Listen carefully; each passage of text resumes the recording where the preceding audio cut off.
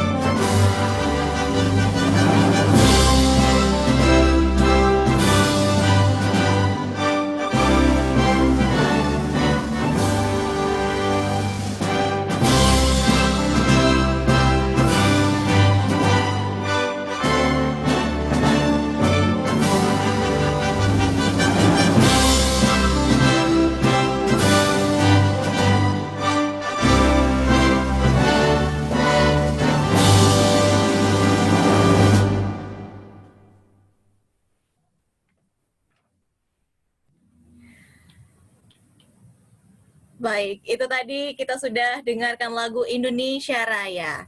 Baik semua listener, sebelum kita masuk ke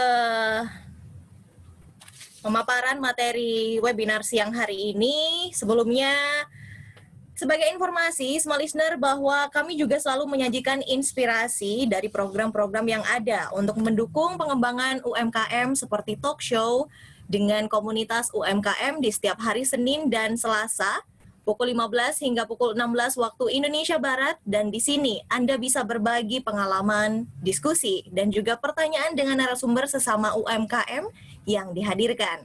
Ada juga Smart Business Talk, bicara soal semua hal terkait pengembangan bisnis setiap hari Selasa dari pukul 7 hingga pukul 8 pagi. Kemudian ada talk show bersama dengan Brand Hunter yang menginspirasi Anda dengan strategi branding untuk produk Anda di setiap hari Selasa, pukul 9 hingga pukul 10 waktu Indonesia Barat. Dan juga ada Smart Financial Wisdom juga hadir untuk Anda di setiap hari Rabu jam 7 sampai jam 8 pagi, membantu Anda untuk mengatur sisi finansial Anda, dan masih banyak lagi program-program lainnya. Dan jangan lupa semua listener dan juga untuk Anda peserta yang sudah bergabung di webinar siang hari ini, Anda juga bisa follow sosmed kami, sosmed Radio Smart 102,1 FM Yogyakarta, di Instagramnya di @smartfm 102,1 Jogja. Kemudian di Twitter kami di @smartfmjogja. Kemudian Anda juga bisa follow fanpage Facebook di Sonora FM 97,4 Yogyakarta dan Smart 102,1 FM Yogyakarta. Oke. Kemudian terima kasih juga untuk para sponsor yang sudah turut mensukseskan acara webinar siang hari ini. Terima kasih untuk Maestro Digital Service, kemudian Pusat Oleh-oleh Bakpia Jokem, Bank BCA Kantor Cabang Yogyakarta, Indo Events, Mariza Food, kemudian terima kasih juga kepada DPD HIPI DIY dan juga Radio Sonora 97,4 FM Yogyakarta. Semua listener dan juga para peserta webinar siang hari ini yang sudah bergabung. Nanti akan ada 5 hadiah yang akan kami hadiahkan untuk Anda. Nanti akan kami informasikan kepada Anda di penghujung acara nantinya.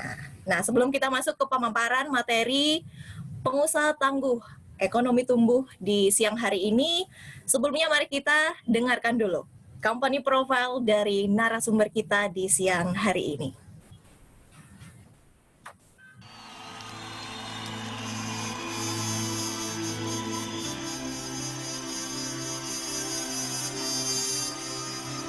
Acara hari ini menghadirkan Handoko Wignowargo, DRSSE MBA. Beliau selaku co-founder Maestro Consulting Coaching Communicating www.maestrocorporation.com. Beliau juga selaku Senior Associate di MATE, Mitra Andalan Training Eksekutif. Juga public speaker, face-to-face dan virtual di bidang People and Business Development. Sekaligus juga staf pengajar tamu di sejumlah program pasca sarjana, kolumnis sejumlah media massa, serta media sosial dan investor properti. Handoko Wignowargo mempunyai latar belakang pendidikan bervariasi, antara lain program Doktoral Manajemen Strategik Fakultas Ekonomi Universitas Indonesia, MBA, The Barton School of Management Wichita State University, Kansas, USA, Sarjana Komunikasi FISIP Universitas Indonesia, dan Sarjana Ekonomi Manajemen Universitas Tarumanegara. Handoko Wignowargo, karir profesional terakhirnya menjadi Eksekutif Direktur beberapa perusahaan di Ciputra Group dan sepanjang karir profesionalnya dilewati di bidang pemasaran, pengembangan bisnis baru, pendidikan, dan pengembangan sumber daya manusia. Pengalamannya bervariasi dari segi jenis proyek, ukuran proyek, lokasi proyek, maupun bidang fungsional seperti perencanaan, konsultasi, pemasaran, dan operasi. Sejumlah penghargaan berhasil diraih oleh Handoko Wignowargo, antara lain High Distinctive Academy Award dari The Barton School of Business, The Most Popular Public Speaker in Property and Banking dari Property and Bank Magazine, dan rekor muri untuk The Biggest Serial Development Coaching for Bankers untuk klien BCA dengan total 15.000 akumulatif peserta. Handoko Wignowargo aktif menjadi pengurus di sejumlah organisasi, antara lain Presiden Alumni Kolese de Brito Jogja, Dewan Pembina AAJI Asosiasi Alumni Jesuit Indonesia, Bendahara Umum Iluni Visip UI, Presiden Alumni Permias Wichita, Ketua Palma Persatuan Alumni Maria, dan Dewan Kode Etik Arebi Asosiasi Real Estate Broker Indonesia. Kita sambut Handoko Wignowargo.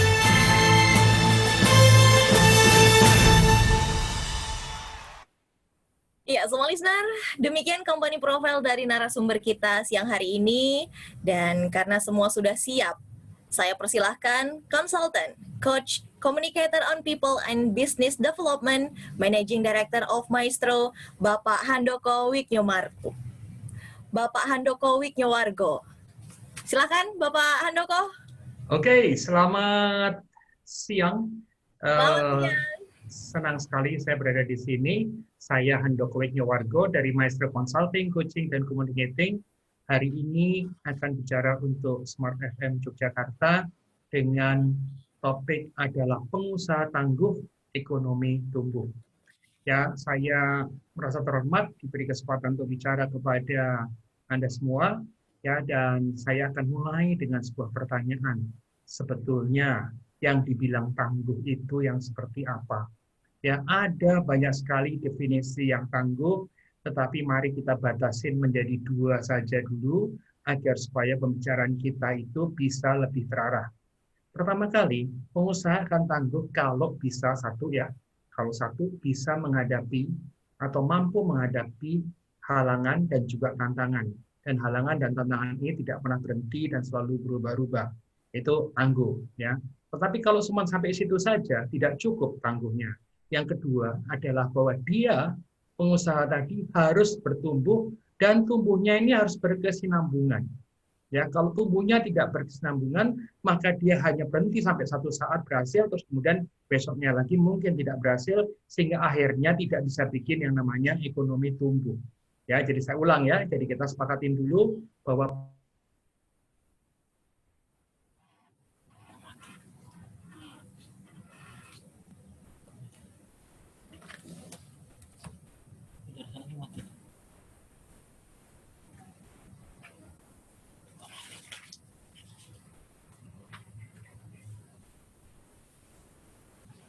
Iya, oke. Oke, Pak Handoko. Oke, dan kemudian yang kedua, yang pertama ya saya ulang, yang pertama adalah bahwa dia itu pengusaha itu harus bisa menghadapi tantangan, halangan, ya, dan yang berubah-ubah terus, yang tidak pernah berhenti juga, dan tantangannya berbeda-beda dari waktu ke waktu. Yang kedua adalah dia itu bertumbuh dan bertumbuhnya itu berkesinambungan. Ya, acara siang hari ini akan bermanfaat untuk minimum 2 kategori. Kategori pertama adalah mereka yang menjadi pemula. Kenapa mereka menjadi pemula?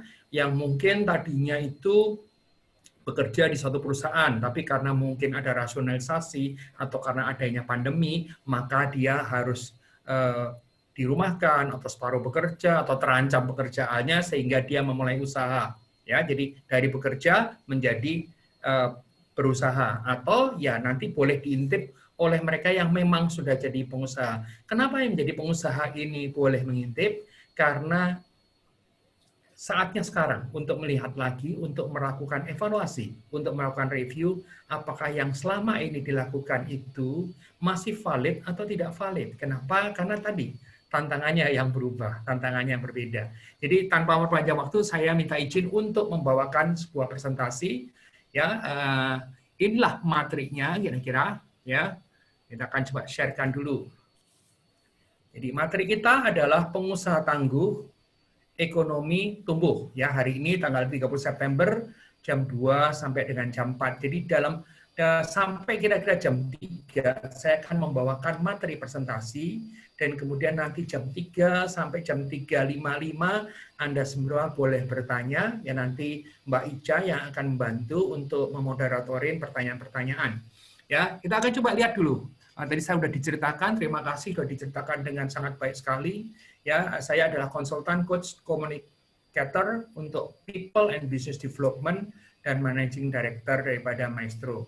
Saya akan bercerita mudah-mudahan tidak terlalu berat atau tidak terlalu enteng ya, karena apa, ini audiensnya, range-nya ini bisa luas sekali. Bagaimana keadaan dunia usaha masa kini? Itu pertanyaan yang pertama. Ya, seperti yang kita tahu ya, kalau kita melihat di berita-berita, banyak sekali akibat pandemi COVID-19 ini yang sudah berjalan kira-kira dari pertengahan Maret, jadi sudah jalan kalau kita bilang pertengahan Maret sampai dengan pertengahan September aja itu sudah April, Mei, Juni, Juli, Agustus, September, 6 bulan setengah lah kira-kira. Ya, 6 bulan setengah ini bukan sebuah cobaan yang ringan. Ya, jadi banyak sekali mengalami PHK barangkali. Ya, ini yang tadi saya sebut bahwa mungkin mengalami PHK dan sebagainya. Ya, coba kita lihat lagi ya berdasarkan data nih. Tapi ini data Juni ya, bisa jadi keadaan ini menjadi makin buruk. Kalau berdasarkan data saja, ya kalau berdasarkan data 56,4% itu masih bekerja. Ya, sekali lagi saya berikan catatan ini data-data bulan Juni, jadi barangkali jumlahnya sudah lebih rendah dari ini. Ya, terus kemudian 18,34% adalah bekerja sementara dirumahkan. Jadi sebetulnya ini sudah posisinya kakinya di dua tempat. Ya, si satu sisi masih di kantor, sisi lain lagi itu sudah tidak di kantor lagi. Ya, dan alangkah baiknya kalau memang sudah ada gejala-gejala seperti ini untuk lebih baik bersiap-siap. Ya, terus kemudian yang 2,52 terkena PHK, dan kemudian yang 22,74 adalah yang benar-benar tidak bekerja. Ya, ini survei sosial demografi dampak COVID-19 oleh BPS yang tertanggal 5 Juni. Sekali lagi saya beri keterangan bahwa ini 5 Juni, sementara sekarang sudah 30 September. Ya, besar kemungkinan dan hampir pasti adalah keadaannya tidak lebih baik. Ya, dan pada saat tidak lebih baik, kita tidak boleh menyalahkan siapa-siapa. Kenapa? Karena itu semua dihadapin seluruh dunia. Ya, yang harus menolong kita adalah diri kita sendiri, makanya kemudian kita bikin program ini. Baik, kita coba lihat lagi, ada data lagi ya. Maka lahirlah banyak MKM baru ya. Kenapa namanya MKM? Ini usaha mikro, kecil, dan menengah ya. Karena orang suka bilangnya makanya disebut sebagai apa? UMKM adalah usaha kecil, mikro, kecil, dan menengah di Indonesia. Nah, kalau kita bicara soal UMKM, apa sih yang paling banyak? Ini kembali lagi data ya, dan kembali datanya data bulan Juni ini. Ya, sektor UMKM yang mengalami peningkatan penjualan selama masa pandemi. Kenapa kok justru judulnya adalah peningkatan penjualan? Karena sekarang ini yang paling banyak adalah produksi dan kemudian dijual. Ya, bukan terus kemudian kita bicara soal industri besar, tetapi memproduksi sesuatu dan kemudian dijual, itu adalah yang paling banyak terlihat pergerakannya. Kita lihat menurut datanya daripada BPS adalah apa? Produk bahan pokok. Gimana pun juga kebutuhannya masih tetap ada. Yang kedua, naiknya 350% menurut datanya. Ya, yang berikutnya lagi adalah apa? Produk makanan dan minuman herbal atau produk makanan dan minuman herbal atau instan, naiknya 200%. Ya, kenapa? Karena orang takut. Ya, ingin meningkatkan imunitas dan sebagainya. Ya, dan makanan pasti nggak bisa dihindarin. Yang berikutnya lagi adalah apa? Produk kesehatan, naiknya 90% menurut data itu, dan kemudian apalagi produk outdoor, indoor, game, perlengkapan olahraga, kesehatan, naiknya 90%. Baik lagi, ini berita didapat dari Kontan, ya, ini perhitungan di bulan April. Tentu saja sekarang banyak perubahan, tapi kita masih belum mendapatkan penelitian baru daripada itu. Ya, tapi trennya kira-kira ke sana. Nah, apalagi yang saya mau bahas hari ini adalah secara makro, secara besarnya, itu kita coba lihat arahnya tuh mau kemana sih. Ya, nah di dalam arah ini ada dua kelompok, dan ini Anda bisa temukan banyak versi, ya, yang namanya potential loser yang bakal kalah dan potential winner. Nah ini penting untuk kita tuh untuk melihat. Ya, bukan berarti kalau potential winner pasti jadi winner, enggak. Tetapi makanya namanya judulnya adalah potensial. Ya, nanti kita lihat sama-sama, benar enggak seperti itu. Karena apa? Tidak semua terus kemudian bisa seluruh Indonesia yang mendengarkan radio ini, ya, yang ikut di dalam forum ini, terus kemudian berpikir bahwa itu bisa. Tapi baiklah kita dapat gambaran bahwa itu potensial winnernya siapa, potensial losernya siapa. Kita akan coba lihat ya, potensial losernya dulu. Potensial loser dan ada potensial winner tadi ya. Siapa yang bisa menjadi potensial losers adalah tentu saja tourism sama leisure. Ya, yang terkait dengan piknik-piknik seberapapun ini pasti akan terganggu. Terus kemudian apalagi yang akan terganggu yaitu adalah penerbangan dan juga maritim ya, dengan kapal dan sebagainya. Semua yang terkait dengan perjalanan. Yang ketiga yang akan terganggu adalah otomotif, industri otomotif, baik mobil maupun motor. Apalagi yang akan terganggu, yang terganggu lagi adalah construction dan real estate. Apakah tidak ada kebutuhan? Ada kebutuhan, tapi sementara mungkin diserap oleh produk-produk yang sudah ada di pasar, ya, yang masih belum terjual dan sebagainya. Ya, apalagi yang akan terganggu, ya, itu adalah manufacturing, ya, yang sifatnya non esensial. Apalagi akan terganggu, yaitu financial services. Menarik ya, financial services terganggu. Ya, kalau kita bicara soal financial services, kita bicara soal misalnya perbankan, kita bicara soal leasing, kita bicara soal lembaga kredit dan sebagainya, pasti akan terganggu. Terus kemudian apalagi yang akan terganggu adalah pendidikan. Ya, menarik ini pendidikan. Kenapa? Karena orang punya pilihan pendidikan lain. Kalau kita amati dengan sangat serius, orang-orang sekarang ini yang sekarang ini pembukaan sekolah dan sebagainya, ini mereka berebut murid. Karena apa? Karena ada banyak alternatif jadinya. Termasuk salah satunya adalah belajar mandiri. Ya, kita akan coba lihat yang lain, mungkin arahnya masih yang potential loser adalah oil dan gas. Karena apa? Kalau perjalanan berkurang, penerbangan berkurang, kapal juga berkurang, pasti oil dan gas juga akan berkurang. Nah, apa yang punya potensi? Yang potensi secara umum ya, ini secara besarnya, yang punya potensi adalah agriculture. Ya, yang terkait produk-produk pertanian ini akan sangat banyak sekali kesempatannya. Apalagi yang akan ini adalah e-commerce.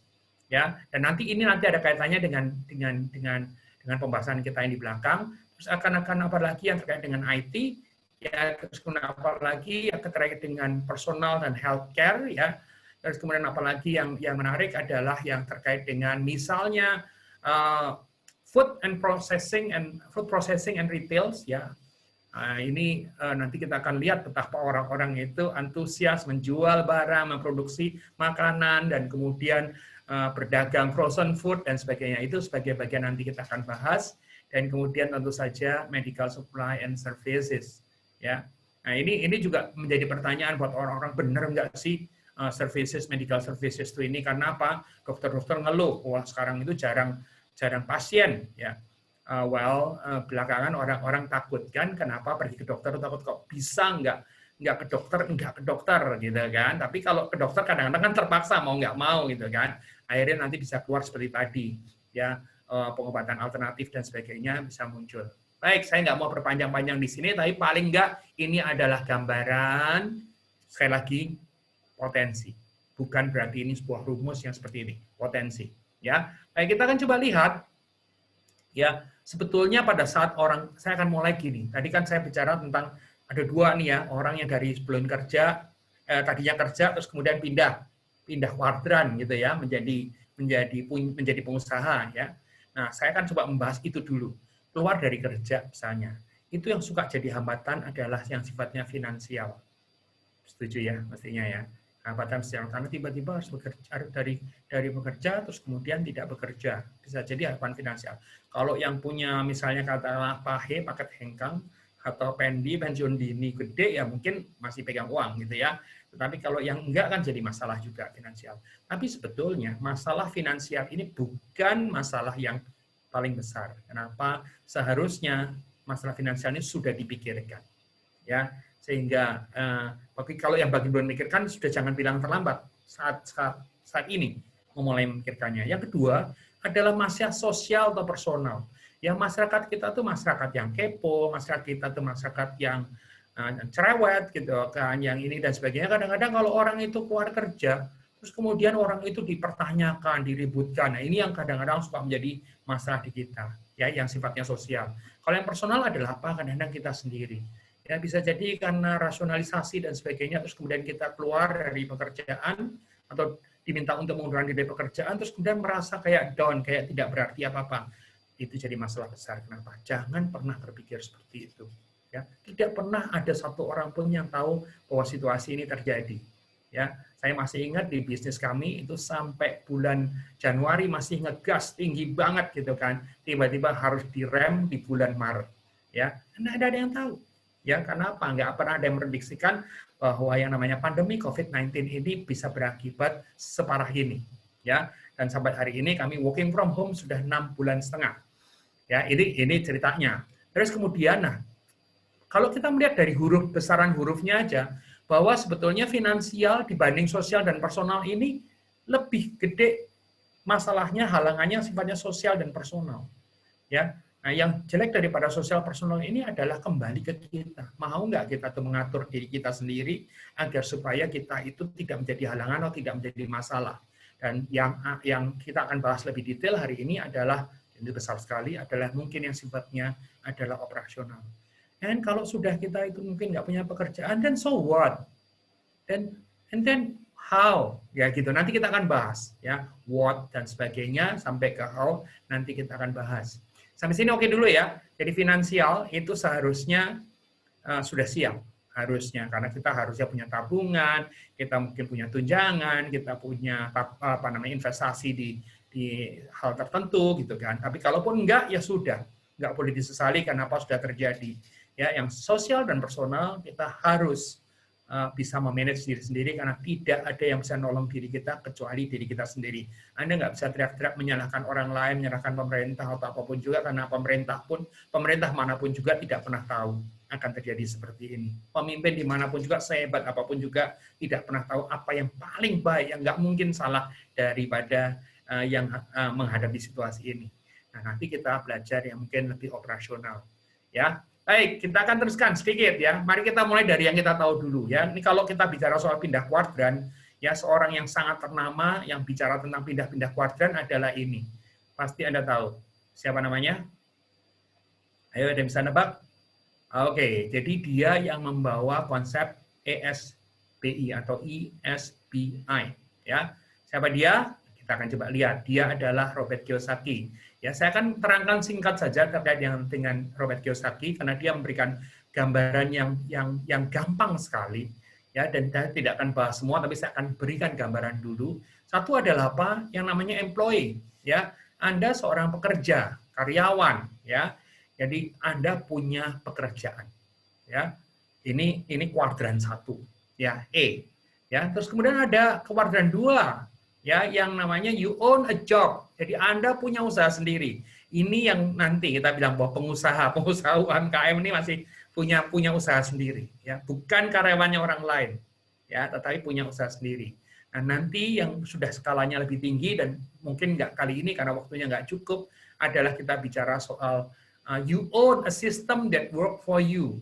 Jadi kepanjangan daripada self-employed, tetapi sudah ada sistem itu yang bekerja untuk kita, ya. Di dalam sistem itu ada mungkin manajernya, sehingga sebetulnya Anda nggak ada pun dia tetap jalan. Kalau self-employed, ya, kalau misalnya katakanlah Anda mulai dengan usaha masak, kalau Anda nggak masak, terus kemudian Anda nggak bisa dapat duit karena nggak bisa memproduksi. Kalau business owners, dia punya chef, punya koki misalnya, koki-koki itu yang masak, ya, dan akhirnya tetap jadi duit meskipun Anda tidak masak.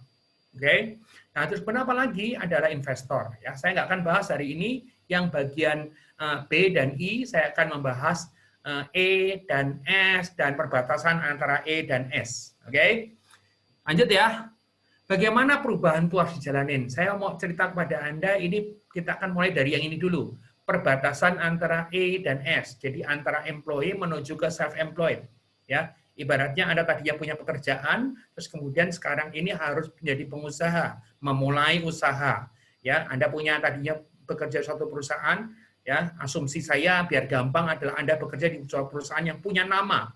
Yang artinya kalau pada saat kita ngomong sama orang, kerja di mana? Sekarang kerja di mana? Sebut nama dan orang tahu itu kerja di mana. Dan yang bawah adalah punya usaha sendiri. Ya, tentu saja kalau baru mulai belum punya nama.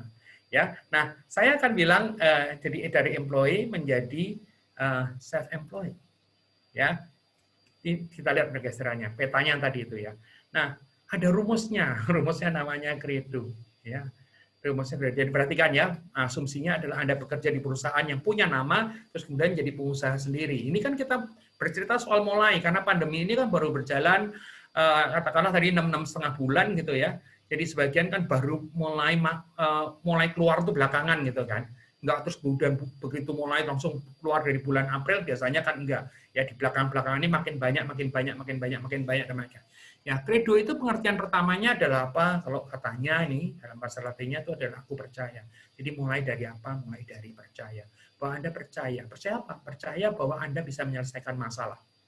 Ya, itu nomor 1. Jadi kalau Anda tidak percaya, apa ide saya jadi pengusaha, maka sebetulnya Anda sudah separuh gagal. Tapi kalau Anda percaya, saya bisa jadi pengusaha, maka Anda sudah separuh berhasil. Bukan berarti berhasil ya, sudah separuh berhasil. Tapi ada perbedaan yang signifikan antara separuh berhasil dengan separuh gagal. Separuh gagal menujunya ke gagal, separuh berhasil menujunya kepada berhasil. Jelas ya? Jadi mulai pengertian pertamanya credo adalah saya percaya ya bahwa saya bisa menjadi pengusaha. Itu adalah yang pertama. Pengertian kedua adalah merupakan sebuah akronim. Ya, akronim credo atau saya sebut sebagai credo model. Siapa yang bikin? Ini yang bikin Maestro. Ya, pertama kali bicara soal confidence atau kepercayaan diri. Kedua bicara soal result. Ketiga bicara soal enthusiast. Keempat bicara soal disiplin. Kelima bicara soal outstanding. Ya, jadi confidence, result, enthusiast, disiplin, dan outstanding. Ini adalah teori credo ala Maestro. Ya, nah saya akan jelaskan satu-satu. Ya, balik asumsinya apa tadi? Asumsinya adalah Anda mantan bekerja di perusahaan yang ternama. Minimum orang tahu lah perusahaannya itu apa. Misalnya katakanlah kerja di mana sebelumnya? Smart FM.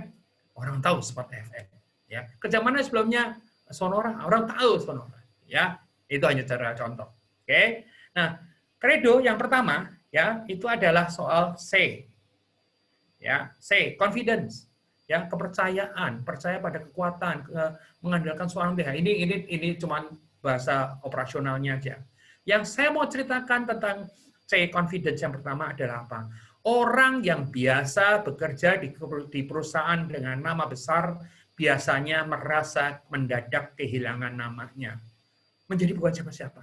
Menjadi tidak pede. Kenapa? Selama ini di belakang dia itu adalah nama besar daripada perusahaannya. Ya, sementara kan sekarang udah buka usaha sendiri kan. Betul? Sudah buka usaha sendiri. Nggak bisa terus kemudian membawa nama sebelumnya terus. Saya dulu di situ. Malah akhirnya bisa menjadi kelemahan buat Anda. Nah, yang poin kedua mengatakan, jangan keterusan membawa nama lama.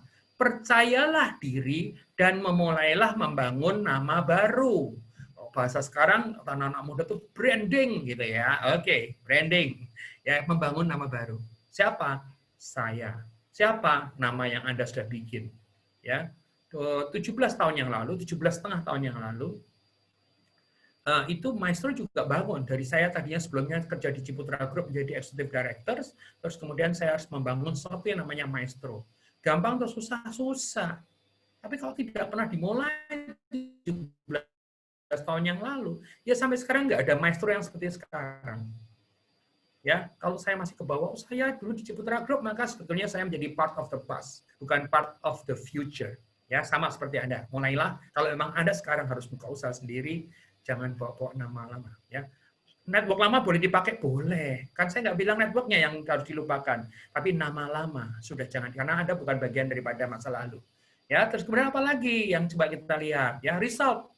Bagaimana suatu berhasil atau hasil dari suatu tindakan. Nah, ini penting banget.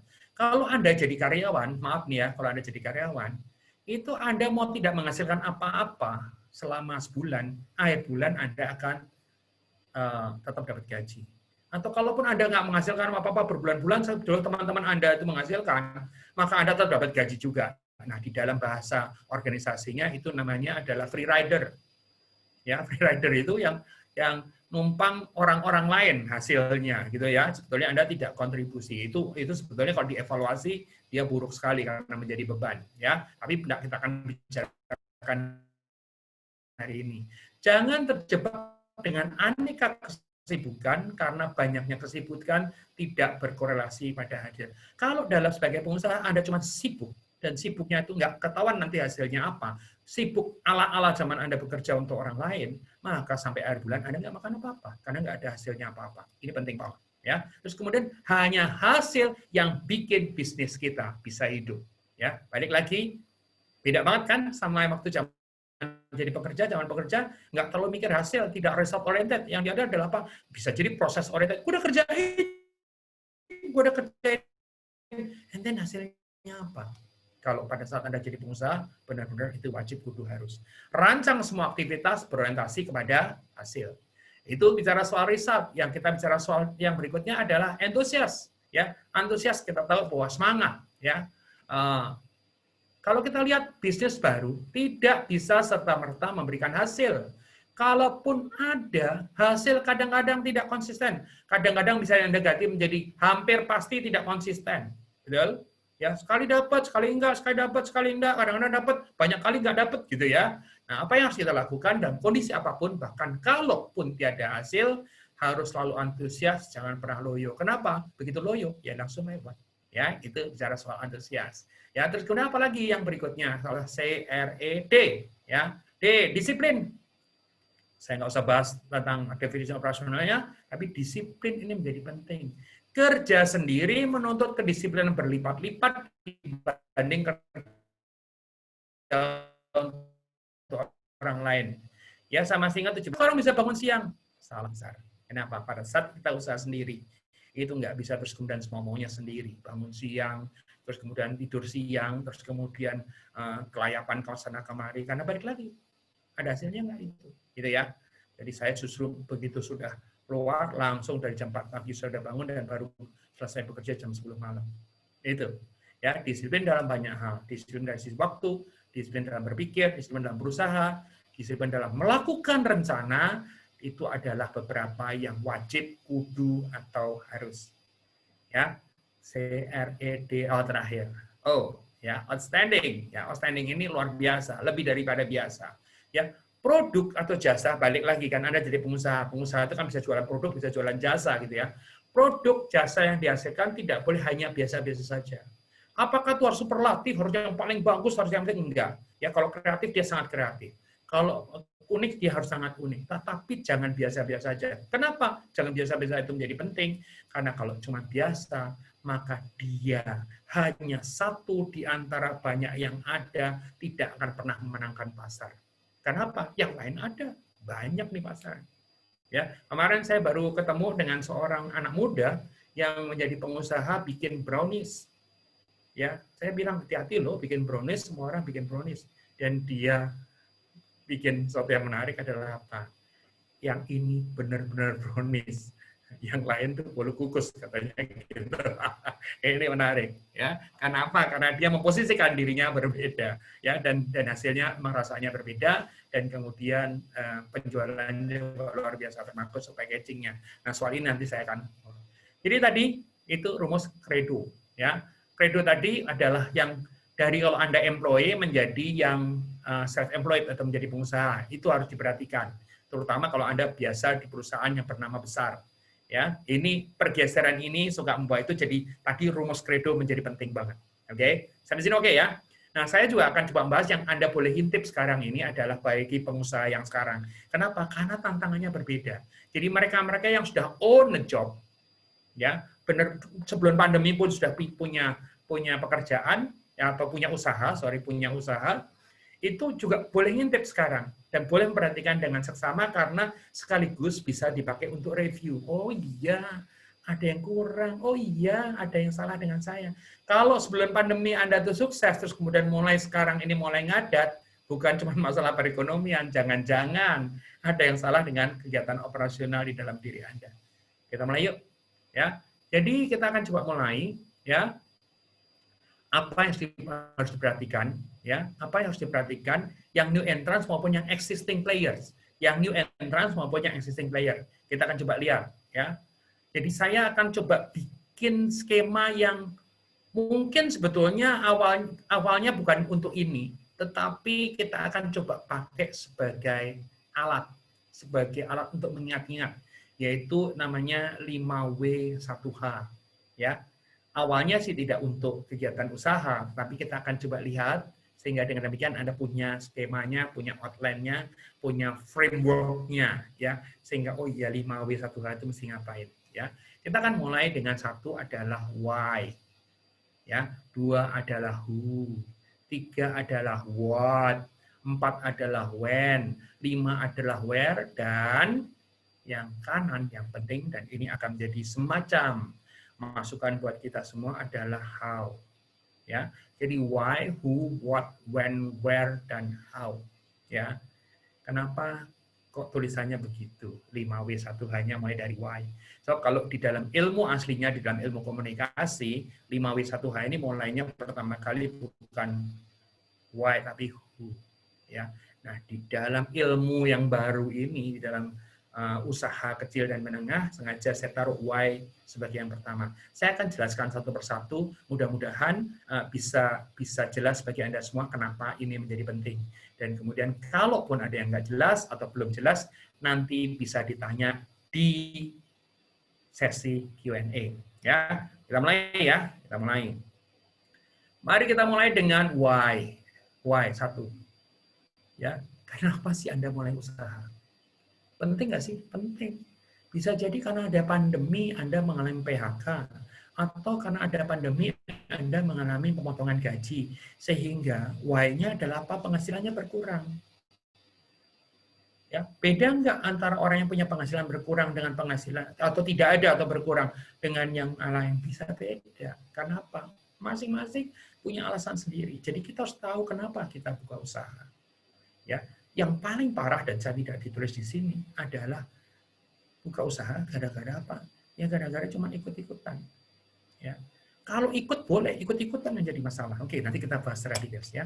2, ya tadi pandemi. 2, adanya transformasi digital. Dulu ya Anda sudah pengen usaha. Dari dulu Anda pengen usaha.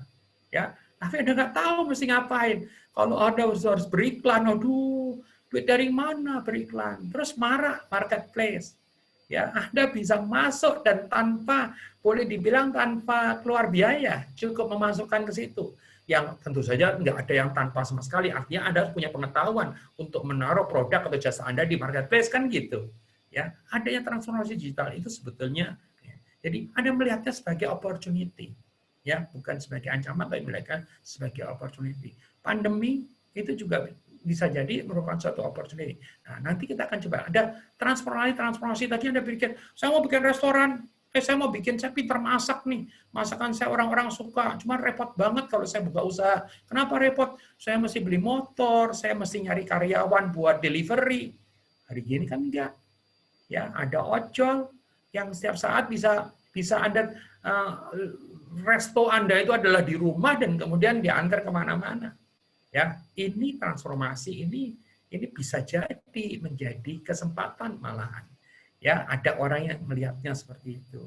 Dan kemudian ada transformasi sosial. Zaman dulu yang benar, yang menjadi tujuan utama, nih kalau saya lahir di Purworejo dan saya hafal budaya orang di sekitar saya, termasuk yang di Jogja saat ini misalnya, itu yang oke itu kalau jadi pegawai negeri gitu ya, atau menjadi karyawan di perusahaan besar gitu ya. Waktu kecil pun kita diajarin begitu kan, kamu sekolah yang pintar, nanti kalau sudah kerja di perusahaan-perusahaan atau menjadi pegawai negeri gitu kan. Nggak pernah ada yang kamu sekolah, kamu nanti kalau gede jadi pengusaha. Kecil sekali, jarang banget.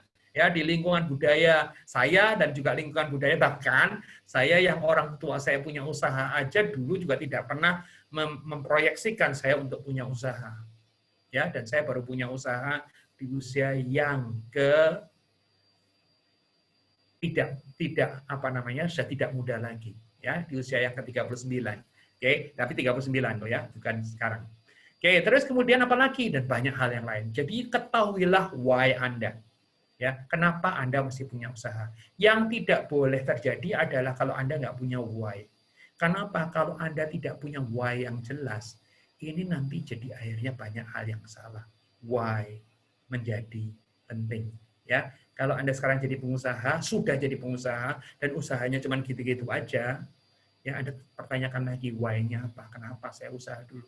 Bagi Anda yang mau berusaha, ya why-nya apa? Jadi kalau why-nya itu PHK potongan gaji, berarti tujuan utama Anda sementara dalam jangka pendek adalah mendapatkan kembalinya penghasilan sebelum kena PHK atau pemotongan gaji. Kan gitu.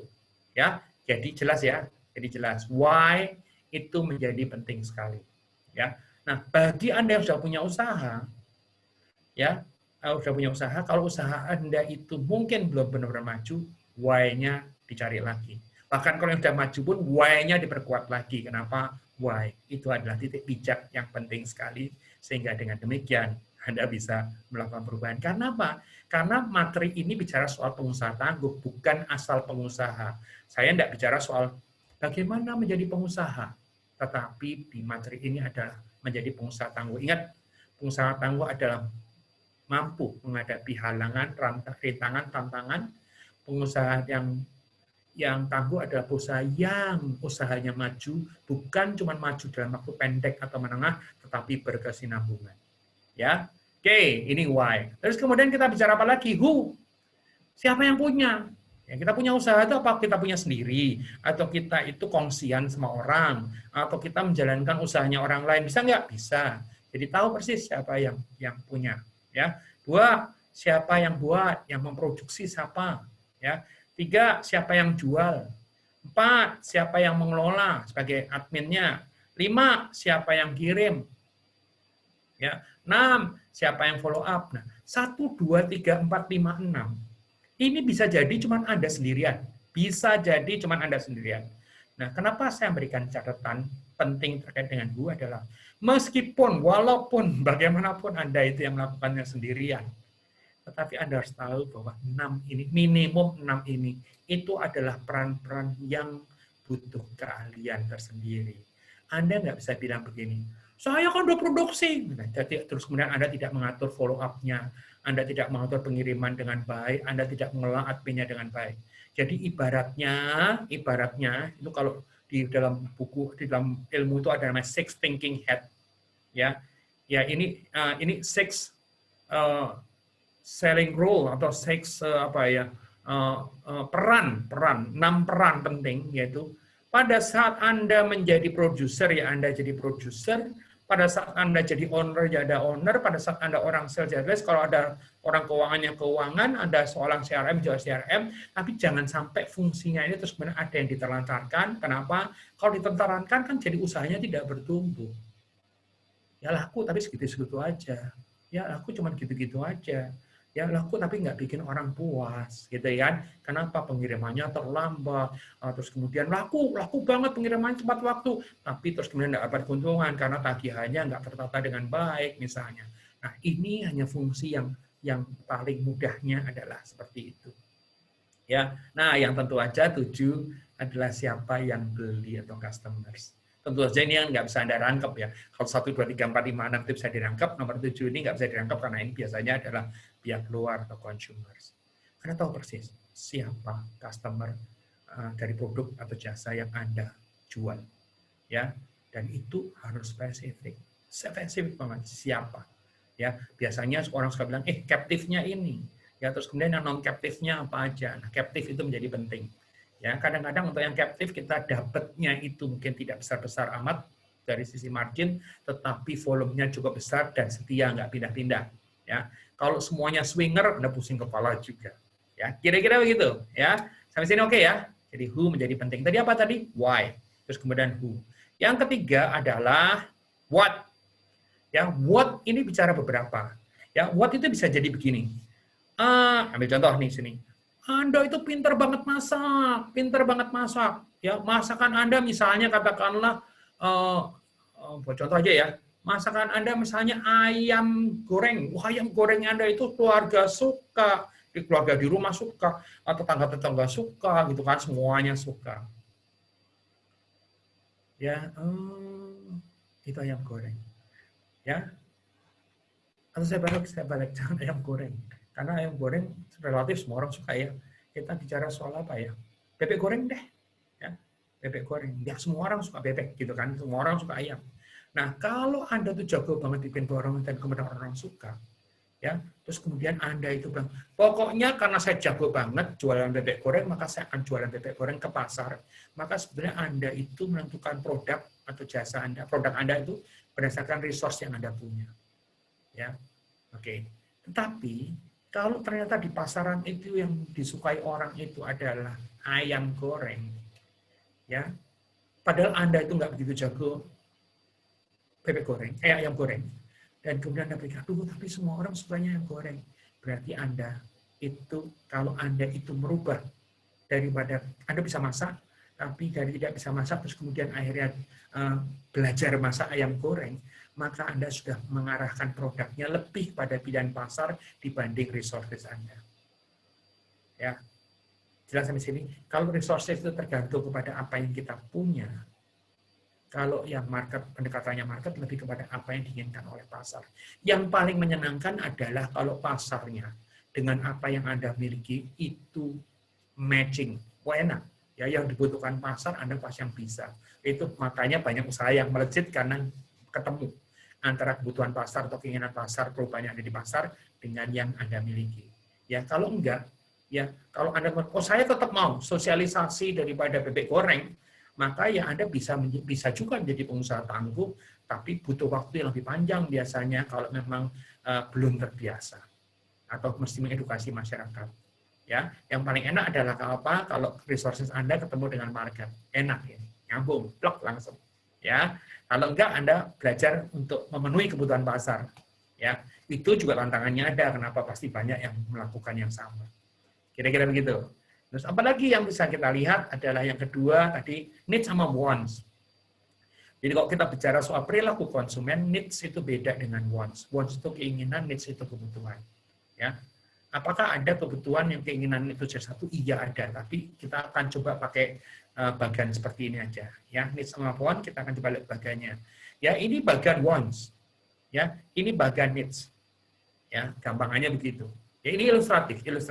Mudah-mudahan bisa memberikan gambaran yang lebih baik buat Anda semua. Ya, di masa lalu, boleh saya bilang, kalau kita garisin ini pas di masa lalu, sebelum pandemi, itu dalam kehidupan kita, itu terutama yang masa di mana kita relatif kecukupan, ya situasi tidak berbahaya seperti sekarang, itu kita tuh banyak yang akhirnya lebih banyak mengkonsumsi sesuatu gara-gara wants. Apa yang kita ingin, bukan yang kita butuh. Contoh yang paling sederhananya adalah apa? Kalau misalnya katakanlah Anda punya baju, beli baju, tapi baju itu selama seminggu, 2 minggu, 3 minggu, atau berbulan-bulan masih tetap di dalam tasnya. Berarti dia dibeli bukan karena kebutuhan, tetapi karena keinginan. Ya, makanan juga begitu. Anda beli, nanti akhirnya ujung-ujungnya expired. Karena apa? Karena dia diinginkan, bukan karena dibutuhkan. Kalau dibutuhkannya pasti sudah dikonsumsi. Jadi kan, ya di masa lalu itu kebanyakan adalah orang wants. Atau gampang ini aja. Kalau misalnya katakanlah sekarang dengan apa namanya online shop, gitu kan.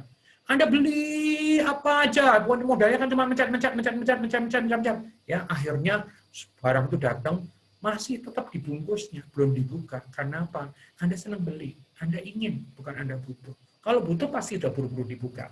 Nah, di masa sekarang lebih banyak yang needs dibanding yang wants. Ya, present ini. Kenapa? Dalam situasi-situasi yang tidak baik, maka orang akan memenuhi kebutuhannya, bukan keinginannya.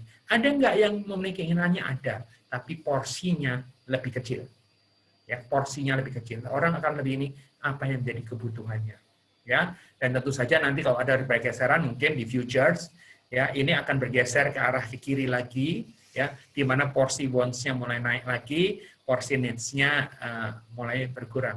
Ya, tapi kita belum tahu kapan future ini, karena saya lebih lihat bahwa presence. Ya, ada tetap yang namanya wants, tetapi needs-nya ini akan jauh lebih banyak. Jadi kalau memilih produk, mau bikin produk, coba pikirkan needs-nya,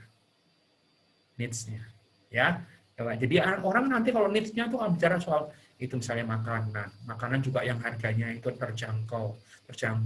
Ya kalau kita bicara makanan itu syaratnya katanya 3 tuh, sedap, sehat karena butuh imun, dan steril karena dia takut sama virus COVID-19 gitu ya. Jadi itu bisa menjadi needs baru ya. Baik. Itu cara itu. Nah, apalagi cara soal personal sama bisnis. Jadi waktu bikin produk, itu kadang-kadang kita pikir, dia jago sekali loh bikin produk. Apa misalnya, apa contoh aja, bikin donat. Ya pokoknya donatnya selalu habis. Kalau orang ini bahkan belum selesai masak aja sudah habis terus gitu ya. Karena ponakan lah, anak lah siapa, mau keluar masuk ke dalam dapur gitu kan. Nah, pada saat kita bicara soal produk yang sifatnya tadinya cuma kebutuhannya sifatnya personal, Anda mulai pikirkan kalau memang mau jadi pengusaha dan ini menjadikan what yang Anda akan jual adalah kok dibisniskan. Tidak, terus kemudian kalau yang namanya donatnya peot terus kemudian dijual seenak apapun juga, kan jadi mengalami gangguan dalam penjualan. Yang Anda mesti pikirin shape-nya, bentuknya, Anda pikirin color-nya, Anda pikirin bentuk lah, warna lah, terus kemudian kemasannya, sehingga pada saat dia dijual, itu menjadi sesuatu yang pantas atau layak untuk dijual.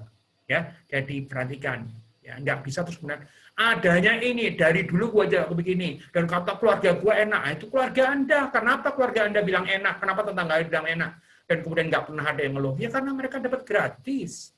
Ya pada saat Anda jual, dia tidak hanya sekedar beli enak saja, tetapi juga ada bentuk, ada warna, ada kemasan. Tadi itu ya sedap, sehat, steril. Itu ya. Itu yang kita bicara soal kalau kita bicara soal what. When? When-nya kapan ya? Kalau kita bicara soal when, when-nya sekarang ini ya, di masa pandemi ya, adanya social distancing ini buat sebagian orang menjadi opportunity karena mereka takut keluar. Ya buat sebagian lagi menjadi bencana. Kenapa? Karena tempat mereka menjadi kayak sekarang restoran, kalau misalnya di Jakarta kan kembali nggak boleh didatengin orang, hanya boleh misalnya take away gitu ya. Nah ini yang tapi orang-orang yang tadinya punya di rumah bisa masak, yang mulai dari masaknya cuma 1 menjadi masaknya 5, yang 4 dijual gitu ya, dan mendapatkan penghasilan. Jangan-jangan pada saat dia masak 1 terus kemudian dia berubah jadi masak 5, masak 1-nya menjadi gratis. Kenapa menjadi gratis? Dari jualan 4 dia mendapatkan keuntungan 4. Jadi modalnya cuma 4, dapatnya 5 dan dia dapat gratis. Kira-kira begitu ya. Ini dengan social distancing di rumah saja menjadi menarik. Menjadi menarik apa? Menjadi opportunity baru. Ya, jadi opportunity baru, orang melihat bahwa sekarang saatnya ya perubahan tren dari offline menjadi online, mau nggak mau ini. Ya, transaksi digital, kalau zaman dulu itu transaksinya semua harus ini, yang agak sedikit repot ini itu, sekarang bisa, apa aja bisa. Ya, kita coba lihat ya. Nah, terus kemudian ada yang sifatnya where-nya adalah tadinya itu fisik, ya. Jadi buka toko, ya. Harus kalau restoran buka ada restorannya, kalau dia jual barang harus ada ininya, kalaupun jual jasa juga jasanya harus ada kantornya. Kalau nggak ada kantornya orang mempertanyakan, kantornya di mana? Kantornya di mana? Tahun 17 tahun yang lalu saya sudah terobsesi untuk bikin yang namanya virtual corporation. Saya bilang bahwa saya akan rekrut tenaga ahli semua agar supaya saya bisa kontrol semua sehingga nggak perlu ada kantornya. Tetapi karena pressure-nya dulu itu fisiknya harus dicek oleh user dan sebagainya, akhirnya terpaksa harus punya kantor. Ya, dan tadinya kantor cuma kecil, akhirnya kantornya jadi membesar. Jadi akhirnya overhead-nya juga gede juga, ya. Tapi sekarang ini menjadi kembali lagi, ya, tidak fisik. Kalau ini sekarang Anda lihat di layar ini adalah gambarnya fisik, ya, berupa kayak tempat jualan, maka fisik ini sekarang menjadi kayak gitu. Gambarnya sama, tetapi sudah di dalam gadget, ya, menjadi virtual. Nah, sekarang ini harus mengarah ke sana, terutama dalam situasi-situasi pandemi dan belum ketahuan kapan akan berakhir. Dan teman-teman semua, yang akan terjadi adalah apa? Kalaupun sudah berakhir, ini akan terjadi namanya point of no return.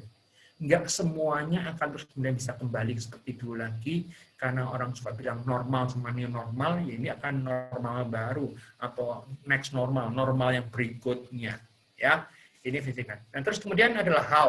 Nah, kita cerita soal online, ya. Tadi sudah disinggung-singgung soal online, ya, soal promosi, soal apa, inovasi, ya, soal cash flow. Ini 4 ini aja karena waktu saya tinggal kira-kira untuk presentasi saya tinggal 8 menit. Kira-kira ya saya coba bikin 2 menit, nanti kita panjangin di pertanyaan ya.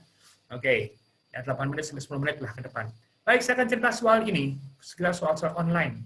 Ya, sekarang ini kan marak namanya sosial media, Instagram, Facebook, LinkedIn, apa aja gitu kan. Ada nggak orang-orang yang, maaf nih, digital alien? Kan ada yang namanya digital native. Ya, kalau digital native itu dia lahir dari digital, anak muda itu, ya. Generasi Z, generasi Y gitu ya. Terus kemudian ada yang namanya digital immigrant. Ya, lahirnya nggak digital tapi terus kemudian bergeser menuju ke digital. Ada yang kadarnya rendah, ada yang kadarnya tinggi, kan gitu. Ya. Nah, ada lagi yang digital integrators. Mungkin udah tua tapi nguasain banget. Karena apa? Karena pekerjaannya itu. Ada satu lagi, dan ini mudah-mudahan bukan Anda, pengusaha, adalah digital alien.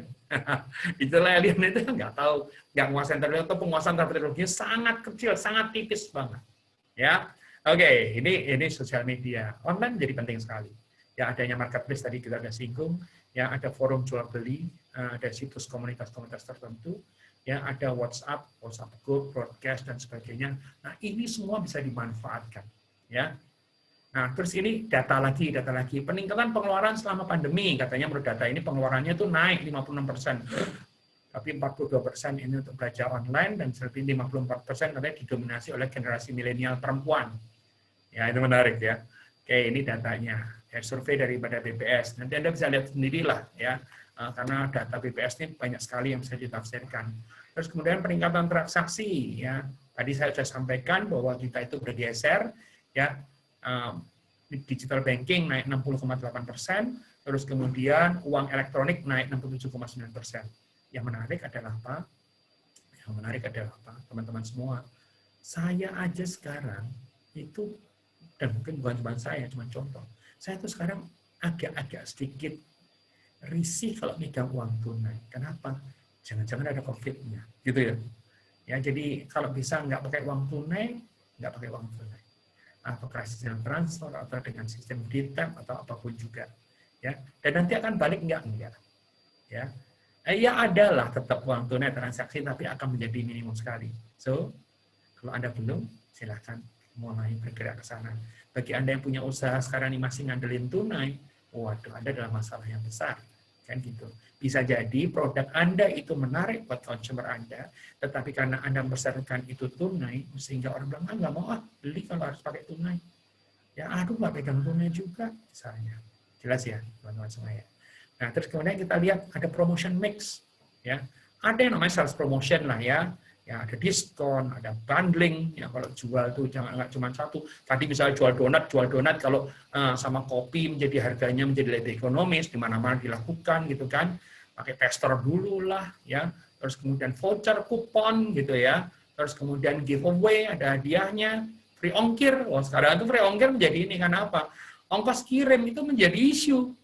Ya kalau barangnya cuma 20.000, terus ongkos kirimnya 10.000 kan 50%, kan nggak lucu gitu kan. Kalau free ongkir orang merasa, wah oke. Ya, perhatikan, free ongkir dalam artian sesungguhnya bukan free ongkir yang tersembunyi. Wah itu sudah dihitung di harga. Karena apa? Hari gini orang bisa ngecek harga yang pembandingnya itu di mana. Karena apa?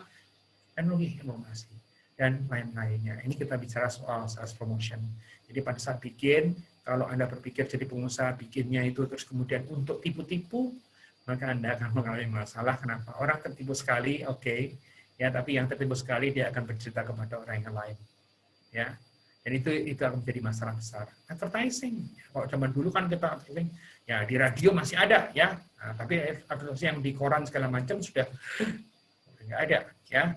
Terus kemudian atau kecil sekali, ada di website, ya, ada di sosial media, ya, ada di others-nya. Kita bisa beriklan di sana, ya.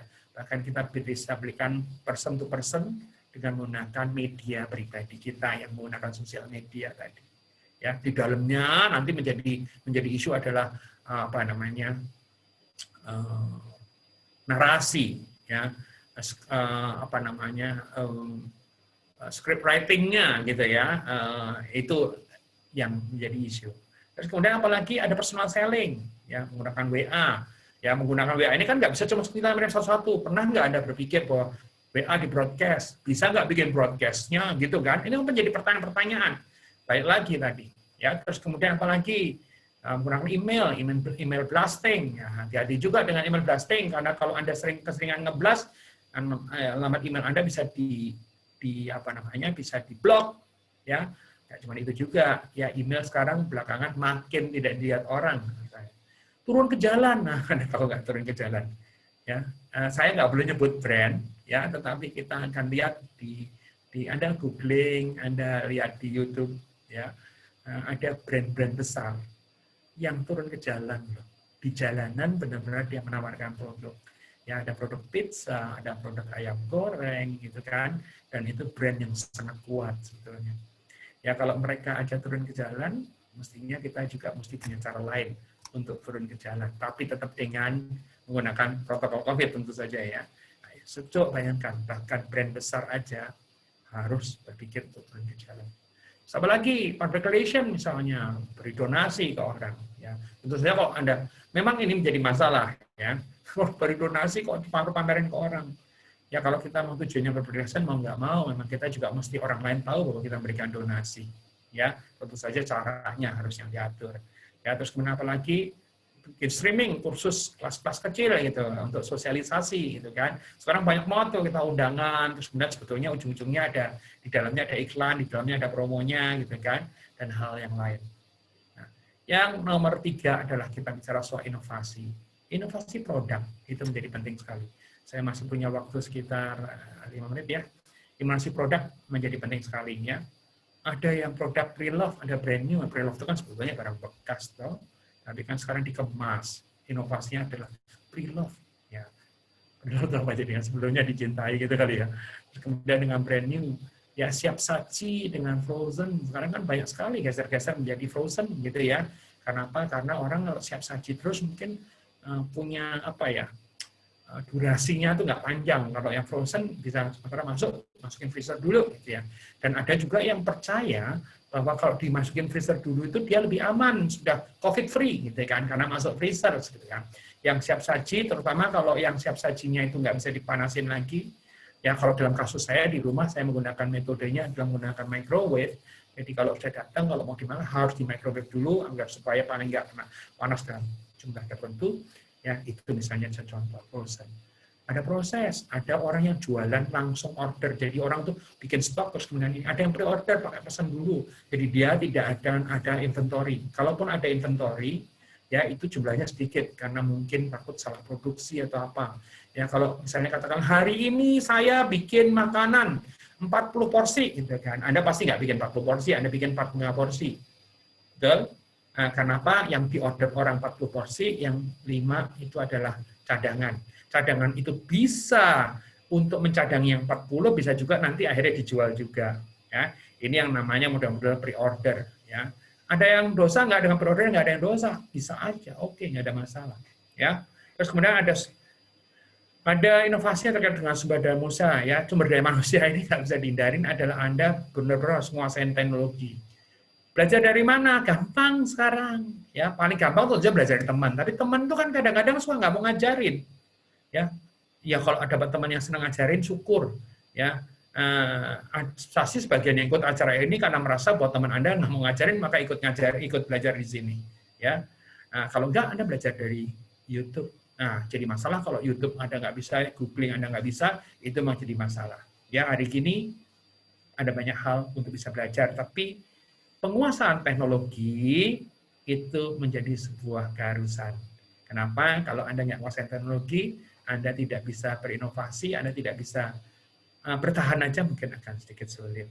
Ya, terus kemudian ganti strategi gitu kan, ada just tip lah, ada menggunakan vakum lah. Oh, saya mau cerita, ada teman saya ya, ada teman saya kebetulan dia itu punya di Jogja nih, punya usaha toko makanan kecil yang khas Jogja, gitu kan, rame gitu kan. Karena apa? Karena Jogja yang namanya wisatawan kan banyak banget, betul, rame. Tapi kan tiba-tiba gara-gara pandemi terus wisatawannya hilang, betul. Wisatawannya hilang. Terus kemudian dia berpikir, aduh gimana caranya? Ya nggak ada yang beli makananku gitu kan. Maka apa yang dilakukan? Dia memutar otak dengan produk yang ada. Ya, dia mulai jualan langsung ke kota-kota besar. Jadi bukan nunggu orang datang, tetapi jual ke tempat yang memang misalnya kalau ke Jakarta, ke Bandung, ke Surabaya, makanan Jogja. Dengan cara apa? Dengan cara divakum, dengan cara di apa sehingga produknya dia masih terjual. Ya, Anda tahu bahwa sekarang ini saya lebih gampang dapat gudeg ala Jogja asli sekarang dibanding sebelum pandemi. Dan saya bisa makan ayam goreng apa aja dari Jogja sekarang lebih gampang dibanding waktu sebelum pandemi. Kenapa? Ya tadi itu inovasi. Ya. Nah, balik lagi ke teman saya tadi ya, dia itu punya toko yang isinya jualan makanan dan dia merasa, aduh saya punya yang namanya capacity yang idle yaitu mesin vakum. Mesin vakum saya itu mahal banget. Ya, mahal tentu saja untuk orang kebanyakan ya. Sebetulnya kalau di antara yang produser yang harus pakai vakum ya itu normal segitu. Ya, berarti punya saya itu idle. Nah, gimana caranya mengurangi idle tadi? Bagaimana cara mengurangi? Terus dia mulai berpikir, dia mulai berinovasi. Saya punya mesin vakum. Mesin vakum ini initial investment-nya tinggi, tapi saya sudah punya. Saya sudah pakai untuk produk-produk yang saya kirim keluar kota, di vakum dulu. Dan keahlian memvakum itu saya sudah punya. Nah, apa yang dilakukan dia, dan ini menarik adalah apa? Dia datangi sejumlah produser yang diperkirakan tidak punya vakum atau yang tidak punya ide untuk memvakum atau yang dia pikir akan sedikit kesulitan kalau harus inisiatif untuk membeli alat vakum, maka dia tawarkan jasanya dia. Jadi dia dapat dari jualan produknya dia sendiri, dia dapat dari jasa memvakumkan. Dan orang-orang yang tadi memvakumkan kan repot kalau datang vakumin, ngirim segala macam, dia langsung ikut terima pengirimannya. Coba bayangkan, inovasi, ya. Jadi yang dipakai adalah apa yang idle, yang dipakai adalah apa? Leveraging dari apa yang dia punya. Ya, kalau nanti ternyata permintaannya banyak, dia ini investasi baru lagi, itu cerita yang lain lagi. Ya, itu ceritanya tentang inovasi. Nah, kalau kita bicara soal inovasi itu nggak pernah ada hentinya. Kapan-kapan kita ngobrol khusus tentang inovasi, akan jadi menarik sekali.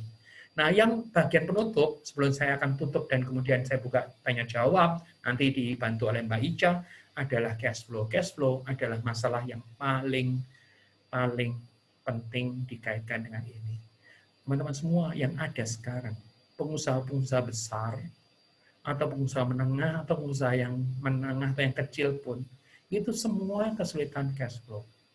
Ya, Anda jangan suka bilang bahwa itu kan orang kaya, bisa jadi dia kaya. Tapi kalau bisnisnya berhenti, masalahnya adalah di cash flow. Cash flow ini menjadi penting sekali untuk diatur. Ya, saya kasih ilustrasi yang menarik yang terkait dengan cash flow adalah apa? Ya, terutama bagi yang biasa jadi karyawan terus kemudian jadi pengusaha ya. Kalau Anda jadi karyawan, Anda terima pertama kali duit akhir bulan itu 100%. Terus kemudian dengan berjalan waktu, saya nggak tahu polanya bagaimana, minggu pertama, yang pasti nggak kayak yang saya sebutkan ya, minggu pertama 75, minggu kedua 50, minggu ketiga 25, nggak gitu. Ya biasanya minggu pertama sudah 60 dulu, terus sisanya nanti 40 atau berapa itu dibagi, atau minggu pertama sudah habis 100% dulu, selebihnya lagi utang lagi gitu ya, itu bisa jadi. Nah, itu masalah cash flow. Tapi gimana pun juga seorang pengusaha, seorang pekerja, akhir bulan, kalau dia nggak dipecat, dia akan terima duit lagi. Betul? Nah, kalau pedagang atau pengusaha nggak bisa seperti itu. Kalau uang yang masuk, itu bukan berarti uang yang bisa di-spending atau bisa dimanfaatkan begitu saja. Kenapa? Karena uang yang masuk, itu adalah uang yang nanti harus dipakai buat beli material, harus dipakai buat bayar jasa orang, atau harus untuk biaya ongkos produksi, dan sebagainya. Maka penting sekali untuk mengatur cash flow. Ya, saya ketemu dengan sebelah klien di Maestro yang problem cash flow-nya adalah dia baru saja investasi. Kenapa? Ngegas, dia bilang, wah ini bisnisnya bagus lagi, oke gitu kan. Dia gas, dia investasi, dia punya katakanlah gedung, dia punya katakanlah tanah, dia punya katakanlah mesin, tapi sekarang gedungnya nggak bisa dipakai, tanahnya nggak bisa didaya gunakan, mesinnya juga tidak bisa untuk produksi. Dijual bisa nggak? Jadi cash, padahal dia butuh cash? Nggak bisa. Apalagi kalau itu dapatnya dari utang bank, sementara bank juga biarpun direstrukturisasi pun tetap harus ada biaya uang yang harus dikeluarkan untuk membayar sebagai bentuk daripada tanggung jawab pinjaman, maka cash flow problem menjadi penting sekali ya. Nah, lain kali kita akan bicara khusus terkait dengan cash flow ya.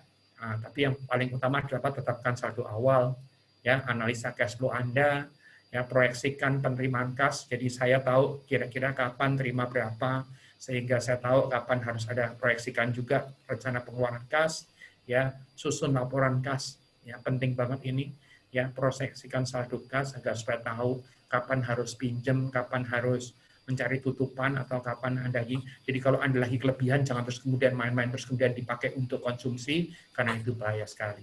Teman-teman semua, rasanya itu, ya, saya kelebihan berapa menit? Saya kelebihan 2 menit, ya.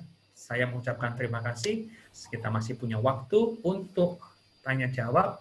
Saya Handoko Wijnyowargo dari Maestro Consulting, Coaching, dan Communicating. Mengucapkan terima kasih. Mudah-mudahan materi hari ini itu bermanfaat untuk Anda. Baik, saya akan munculkan wajah saya lagi.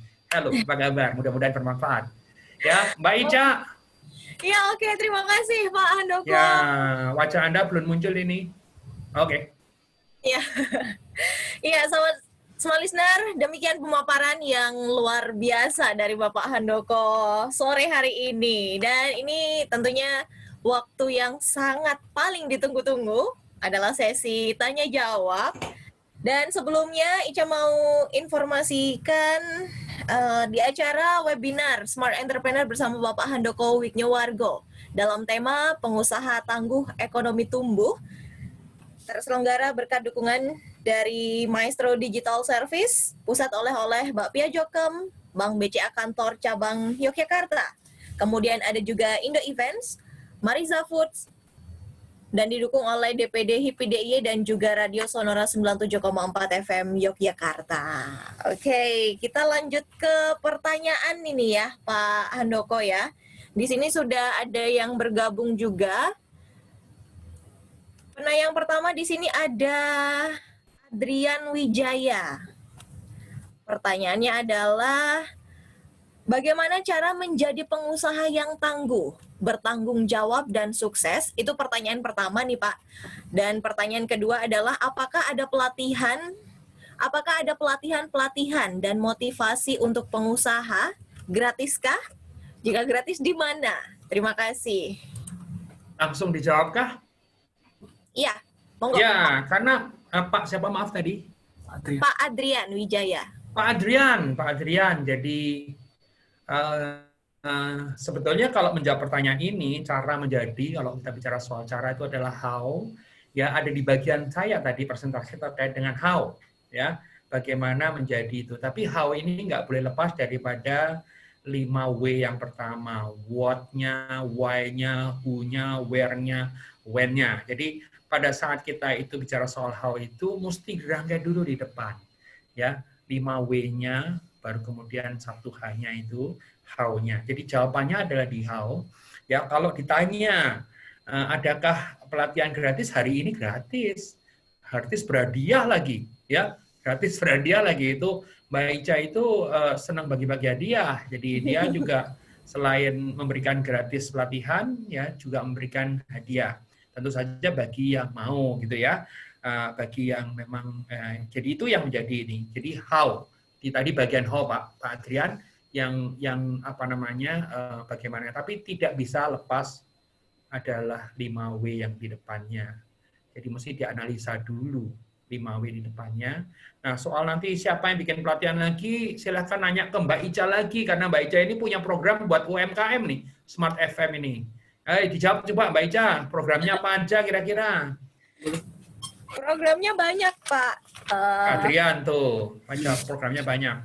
Di hari Senin tuh ada UMKM, kemudian juga di hari Selasa nanti akan ada Brand Hunter, dan masih banyak sebenarnya program-program yang lainnya itu. Ada Smart Business Talk juga yang hadir di Selasa pagi jam 7 sampai jam 8, dan setiap harinya itu ada. Untuk Adrian, berarti itu jawabannya jelas nih. Smart FM kasih gratis, nggak cuma gratis plus hadiah lagi. Oke, Mbak Ica luar biasa. Ya. Siap ya Pak Adrian ya. Iya, terima kasih Pak Adrian untuk pertanyaannya. Kemudian kita next ke penanya berikutnya nih Pak Handoko. Di sini sudah ada Victory Cahya Adi yang bergabung. Selamat siang Pak Handoko. Adik saya merupakan karyawan yang terkena PHK dan ingin mencoba membuat bisnis makanan. Hal apa yang sekiranya diperhatikan? Apakah penting untuk mencari partner atau baiknya dikerjakan sendiri semua? Kemudian, ketika ada pemasukan, adakah saran untuk pengaturan cash flow dalam bisnis supaya bisa sustain? Terima kasih. Wow.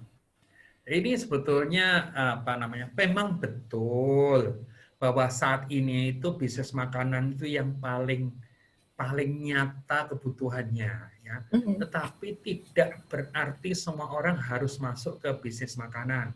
Karena kalau semua orang masuk ke bisnis makanan kan menjadi persaingannya menjadi luar biasa. Kalau kita tidak punya keunggulan apa-apa, kita tidak punya resources, kita tidak menguasai marketnya, akhirnya kan setengah mati juga. Jadi kembali lagi, kalaupun di sana ada kesempatan, kesempatan itu bukan punya kita semata-mata, tetapi punyanya banyak orang. Dan orang juga bisa melihat yang kita lihat. Nah, kalau bisa ini ya, kita melihat yang orang lain belum lihat, sehingga kita bisa mendapat peluang yang lebih besar. Ya. Nah, soal nanti akhirnya harus bermitra atau apa, kalaupun katakanlah kita menguasai pasar, misalnya katakanlah tadinya bekerja di suatu tempat yang menguasai sekali, punya network yang kuat sekali, terus kemudian nggak perlu bikin, ya kan? Bisa jadi Anda menjadi penyalur untuk yang punya produksi, kalau Anda tidak menguasai produksinya, gitu lah kira-kira. Ya, jadi terkadang kembali lagi di kita adalah kalau kita bicara soal itu pendekatannya nanti market sama resource tadi. Ya, Anda punya resource apa sih? Jaringan. Anda punya resource apa sih? Kalau memang Anda punya jaringan, Anda pintar masak gitu ya, dan kemudian Anda populer gitu ya. Kan sekarang tuh ada tuh artis-artis yang populer terus kemudian jualan somai misalnya gitu kan. Ada loh yang jualan somai gitu kan. Ya, dan dia punya jaringan juga, dia bisa hidupkan lewat YouTube-nya segala macam gitu kan. Nah, itu kalau imam punya itu ya bergerak. Ya nggak usah nyari partner juga jalan. Nah, balik di kita punya resources apa yang kita bisa leverage. Ya. Kalau kayak saya jualannya jualan cuman kalau orang Jawa bilang apa dodolan abab gitu ya. Nah, ini dodolan abab ini lain lagi juga ya. Karena apa hari gini ya jualan abab gratis banyak gitu kan. Ya, itu juga mesti menjadi tantangan tersendiri. Jadi balik lagi ya apa namanya? Makanan adalah satu kesempatan karena orang tetap makan dalam kondisi seperti apapun juga. Tetapi tidak berarti semua masuk makanan pasti berhasil karena yang berpikir seperti itu banyak banget. Ya, dia harus mencari peluangnya, mesti nyari peluangnya. Apa sih yang bisa dijual? Terkait dengan makanan tadi. Memang sih sekarang ini di menjadi keunggulan. Tapi kalau misalnya Anda tidak bisa menyediakan semuanya, ya ini kan juga menjadi sulit di luar rasa. Jadi silakan dianalisa lagi, ya Anda punya resources apa, terus kemudian di market kira-kira opportunity-nya bagaimana, sedapat mungkin masih mencari ini. Kalau Anda itu punya resources-nya kuat, ya Anda bisa mengedukasi market dengan cara promosi, dengan cara mengintroduksi produk atau jasa Anda. Tapi kalau Anda nggak cukup kuat, nggak bisa, pasti akan mati. Ya misalnya katakanlah, maaf nih biar gampangannya, Anda baru sekarang belajar nasi goreng gitu kan. Sementara nasi goreng di lapangan tuh banyak banget dan kemudian nggak ada persaingan gila-gilaan. Nah, coba jualan nasi goreng, ya kan jadi susah jadinya. Kenapa dia harus orang beli dari adik kita misalnya? Karena ya biasa gitu kan. Nah kalau misalnya dia bisa bikin nasi goreng yang tidak pakai kolesterol dan tidak mengenyangkan atau tidak bikin gendut, nah, mungkin banyak punya market orang-orang yang gendut itu atau kolesterolnya tinggi, dia akan beli nasi goreng itu. Ini hanya contoh lain. Jadi mestinya something yang khas, ya yang memang ada pasarnya. Mungkin jawaban saya itu. Jadi makanan saya setuju bahwa itu sekarang ini paling dianggap orang itu kebutuhannya masih terus-terusan ada, tetapi bukan berarti harus masuk hanya sekedar makanan saja, tetapi juga dibutuhkan target yang pas. Makanannya harus pas juga sehingga dia mendapatkan ingat ya, soal kalau kita bicara soal makanan bukan cuma sedap doang sekarang ini, sedap, sehat, dan juga steril itu menjadi salah satu kunci. Ya, kalau kita bicara soal jasa, saya juga punya 3. Misalnya kalau kita bicara soal jasa, bicara soal skill, keterampilan Anda terkait Anda jual jasa, soal service layanan Anda, dan ketiga adalah soal safety. Pada saat kita jualan jasa, itu keamanan terhadap penjualan jasa kita menjadi salah satu isu. Ya, kalau di makanan tadi steril, di sini adalah safety atau keamanan. Begitu loh, Pak Victory. Oke, itu tadi ya pertanyaan dari Victory Cahya Adi. Terima kasih sudah bergabung. Kemudian kita pindah ke penanya berikutnya, tapi ini penanya yang bergabung melalui live YouTube-nya Smart FM. Di sini ada dari Nesya Putri. Nesya Putri. Iya. Pak Handoko, saya mau tanya, adakah tips untuk mempelajari target pasar yang dibidik ketika ingin membangun sebuah usaha? Kemudian adakah cara untuk mengetahui apakah target yang dibidik ini sesuai atau tidak dengan karakteristik produk yang kita miliki? Kemudian aspek apa saja sekiranya yang harus kita perhatikan? Terima kasih, Pak. Baiklah, ini sebetulnya sudah punya asumsi atau sudah punya yang sudah fix nih. Yang sudah fix itu adalah kan tadi bicara soal produknya sudah dimiliki, asumsi dari pertanyaannya adalah begitu. Kalau produk sudah dimiliki, ya kalau produk sudah dimiliki berarti kita harus mencari pasarnya. Ya, kalau di negeri-negeri maju nyari pasarnya ini yang paling mudah adalah dengan data-data, statistik lah apa dan sebagainya.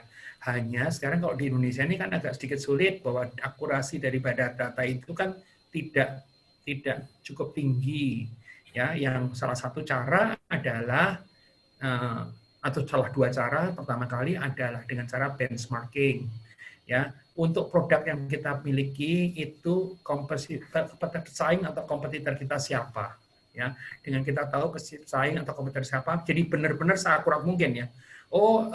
Saya sama si A itu sama produknya, tetapi kelasnya beda karena harga saya itu enggak sekelas si A. Ya berarti kita nggak boleh benchmark dari si A untuk soal harga, gitu kan, soal market. Ya, kita cari yang kira-kira sepadan, ya, sepadan mungkin di lokasi di kota lain atau di kota yang sama, terus kemudian kita analisa dia punya kelebihan apa. Itu tekniknya namanya benchmarking. Nah, dengan punya tahu kelebihan apa, itu kalau orang yang mau nyari gampang, itu pakai rumusnya ATM, amati, tiru, tapi modifikasi. Jangan lupa M-nya, ya cuma ditiru doang, yang ada Anda menjadi follower, yang ada akhirnya jadi masalah.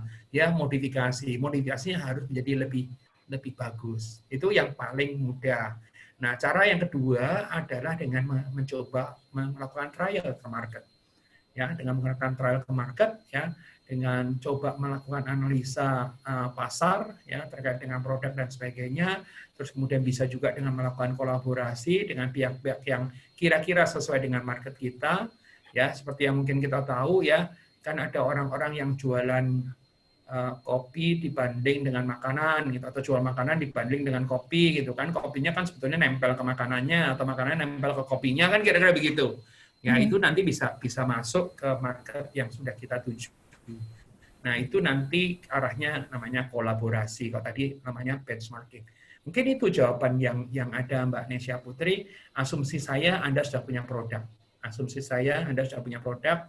Yang Anda harus cari sekarang adalah marketnya. Yang pertama melakukan benchmarking, yang kedua bisa melakukan tadi, yang kedua adalah dengan melakukan kolaborasi, ya, atau ya memang tadi benar-benar mencari pasar sendiri. Which is tadi yang Anda bingung. Tapi kolaborasi sama benchmarking dua hal yang baik.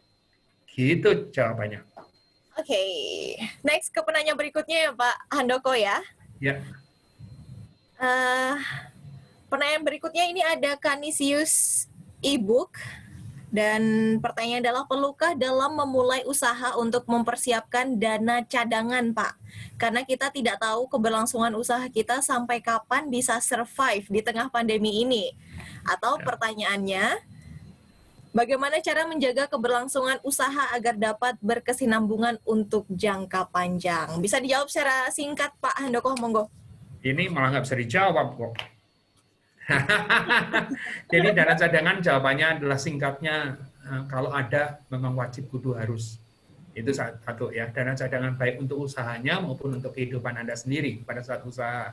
Yang kedua adalah cara untuk berkesinambungan ini, ya tadi itu.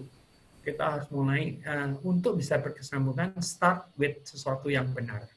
Ya, tetapi jangan terus kemudian karena mendengarkan ini terus kemudian start menjadi sesuatu yang benar, terus semuanya terlalu banyak persiapan, akhirnya tidak pernah action juga enggak. Jadi start dengan yang pokok-pokok yang benar, terus kemudian mulai action. Karena apa? Tidak ada benar-benar gini, saya tidak bisa dan tidak akan ada yang bisa, kalau ada yang janjikan itu bohong, yaitu terus pakai rumus saya ini pasti jalan, gitu, enggak ada. Jadi yang ada ini adalah kita menambah pengetahuan kita hari ini, menambah wawasan hari ini, agar analisa kita menjadi lebih ini. Tadi yang kita pikir-pikir, oh iya saya nggak pernah pikir, penting gitu ya, mulai sekarang dipikirkan gitu kan, sehingga pertimbangannya lebih bagus, dan kemudian mulai ya, dengan mulai ya, terus kemudian terus pikirkan agar supaya jangan sampai ini, evaluasi lagi, maka hasilnya nanti akan jalan bagus. Ya, kenapa tidak ada situasi yang terus kemudian rumus jurus pamungkas, nggak ada. Gitu. Jadi mulai, tapi dengan persiapan yang cukup. Jangan, nggak usah persiapan berlebihan, karena biasanya orang-orang itu yang tidak pernah menjadi pengusaha adalah yang takut, ini takut, itu takut, ini takut, itu. Nah, orang-orang yang gagal jadi pengusaha adalah nggak ada takutnya, terus kemudian main turun aja tanpa persiapan. Nah, itu baru bahaya juga. Ada nggak yang berhasil dengan cara seperti itu? Ada, tapi belum tentu kita. Nah, pada saat belum tentu kita, artinya boro-boro dan cadangan dana kita apapun juga akan habis. Gitu loh. Cukup pendek, Mbak Ica? Oke. Next, kita ke penanya berikutnya nih ya Pak ya. Di sini ada Neni Ridari Neni yang sudah bergabung juga. Pak Handoko, saya baru 1 tahun usaha kue yang masih jarang dibikin di Jogja, karena saya melakukan inovasi produk kue yang menjadi salah satu makanan khas di Jawa Tengah. Menurut para konsumen, produk saya enak, dan sampai di awal COVID-19 masih banyak yang beli, termasuk lewat reseller. Tetapi sejak sebulan ini sepertinya daya beli masyarakat semakin turun, seperti itu. Dan karena itu saya ingin jual dalam bentuk frozen, tetapi terkendala alat vakum. Yes. Tetapi nih Pak, kalau menggunakan jasa vakum mungkin harganya semakin tinggi. Bagaimana cara menarik konsumen supaya tetap membeli meski dengan harga yang lebih tinggi karena divakum? Oke. Mungkin menjawab pertama dulu ya, jarang di Jogja. Ini mesti hati-hati kalau kita bicara soal jarang dan laku. Jarang dan laku itu kan kalau Anda menjadi first mover namanya, ya, orang yang menciptakan pertama kali. Ya, tetapi hati-hati, ada yang namanya second follower atau strong follower. Itu bahaya sekali. Kenapa? Pada saat Anda jadi first mover, orangnya produk Anda itu laku, tiba-tiba bisa muncul orang yang bisa menjadi follower, tapi follower yang kuat. Kalau Anda terpaksa karena operasional Anda dapat keuntungan, orang yang kuat ini bisa jadi nggak untung, nggak apa-apa. Yang penting marketnya bisa ngambil dari punya Anda, habis ini. Ya, gini-gini ini mesti dipikirin satu. Yang terkait dengan vakum, ini memang kalau vakum yang benar memang investmentnya cukup besar. Jadi kalau memang masih sifatnya coba-coba, mendingan disubkan ke orang. Ya, nanti mungkin bisa kontak dengan Pak GM-nya Smart FM, Pak Beni, karena kayaknya ada temannya Pak Beni yang mengupayakan vakum. Ya, saya nggak tahu apakah jadi masuk nggak harganya, ya. Karena isu vakum itu kan isu satu. Isu yang kedua di luar vakum itu adalah isu biaya kirim. Kalau Anda vakum pasti asumsinya kan ke kota lain. Ya, Anda vakum asumsinya adalah ke kota lain. Pada saat ke kota lain itu kan ada biaya kirim. Itu satu. Yang kedua, daripada ke kota lain, itu bukan cuma biaya kirim. Setelah kita vakum, terus kemudian kita kirim ke kota lain dengan adanya waktu kirim, itu barangnya rusak atau enggak? Jadi saya termasuk suka dikirimin sama orang dengan catatan, Pak, kalau sampai rusak dibuang ya Pak. Waduh, gawat juga ya. Gitu kan. Tetapi dengan senang hati karena banyak teman yang melakukan, saya terima dan saya rasakan, dan kalau nggak rusak ya nggak. Artinya mereka hitung, ya. Jadi kalau rusak dibuangnya itu kan takutnya di tengah dalam perjalanan itu ternyata nggak cukup. Nah, biasanya divakum dan kemudian jangan dikirim. Dites rusak atau enggak. Tetapi kan di dalam perjalanan itu kan bisa aja ada risiko lain.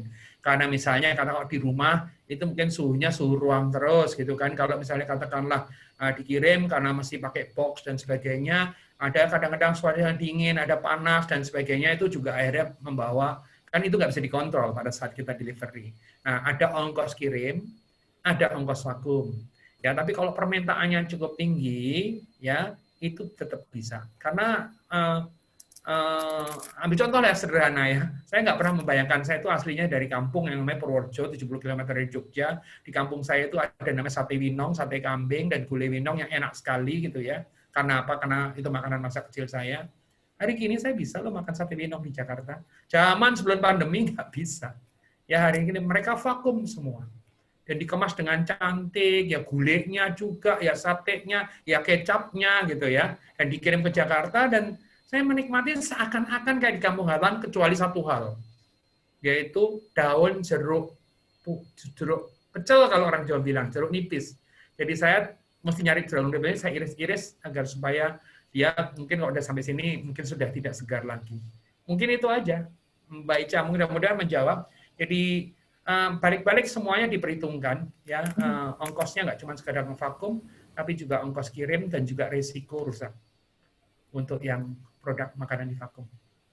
Gitu. Iya. Pak Handoko, ini karena juga banyak sekali pertanyaan yang masuk. Wah, seneng dong kalau banyak banget. Kemudian untuk penanya berikutnya di sini ada Rubiman Abimahendra. Nah, pertanyaannya ini Pak, bagaimana menghadapi pengusaha lain yang suka meniru produk-produk kita dan mereka cenderung suka membanting harga. Kemudian ada rumus penghitungannya tidak ya Pak untuk memberikan diskon biar harga barang tetap nutup produksi dan masih terjangkau juga di konsumen atau masih wajar gitu katanya. Kalau misal setelah dihitung-hitung rata-rata penjualan kita di rate Rp50.000. Itu tadi. Ini pertanyaan susah nih. Pengusaha lain dan banding harga itu sesuatu hal yang tidak bisa dihindarin. Ya, pengusaha lain itu akan bisa tertolong kalau kita punya, misalnya secara teori, kita punya hak cipta terhadap produk kita. Ya, tapi pun kalau kita punya hak cipta, punya brand, punya hak atas kekayaan intelektual terhadap produk atau jasa yang kita miliki, dicontek orang, terus kemudian kita perkarakan, itu memperkarakannya biayanya mahal, hasilnya belum tentu ada juga. Ini jadi masalah yang besar di Indonesia. Ya, jadi nggak bisa dihindarin untuk yang terkait dengan pengusaha lain yang ikut mencoba. Nah, caranya adalah gimana? Memang paling gampang adalah kalaupun ada follower, Anda harus benar-benar menjadi first mover yang kuat. Itu cara yang paling ininya. Jadi ada di top of mind-nya customer bahwa kalau misalnya katakanlah kalau bakpia itu bakpia ini gitu misalnya. Nah kalau itu nggak gampang digantikan. Ya mau keluar nomor berapa aja bisa, tapi orang tetap nyari yang pertama gitu ya. Nah ini kalau ngomong soal banting harga ini memang banting harga ini paling berbahaya bukan oleh sesama produser yang sekelas. Banting harga ini paling berbahaya kalau ketemunya dengan pemodal besar. Kenapa pemodal besar? Demi penetrasi pasar, bisa aja dia untuk jangka pendek atau jangka menengah dia akan rugi, yang penting dia dapat marketnya. Ini yang paling berbahaya. Dan musuh kita terbesar adalah seperti ini karena banyak perusahaan-perusahaan yang untuk dengan model bisnis yang lain, dia mau jual dengan harga tidak untung atau harga buntung, ya semua kompetitornya mati, cuman dia doang yang hidup, dan kemudian dia dapat keuntungan selain model bisnis yang lain juga terhadap produk itu. Ya ini yang perlu diwaspadai, dan kita nggak bisa teriak-teriak terus kemudian minta perlindungan. Hari ini memang agak sedikit sulit. Karena apa? Karena kita mesti demikian kreatif untuk mencari, bukan kreatif menipu ya. Ya ini kadang-kadang model bisnisnya beda ya. Seperti kalau misalnya kita bicara soal penggunaan jasa tertentu, kita bilang, aduh, gimana bisa ngirim dengan harga segitu sih gitu kan?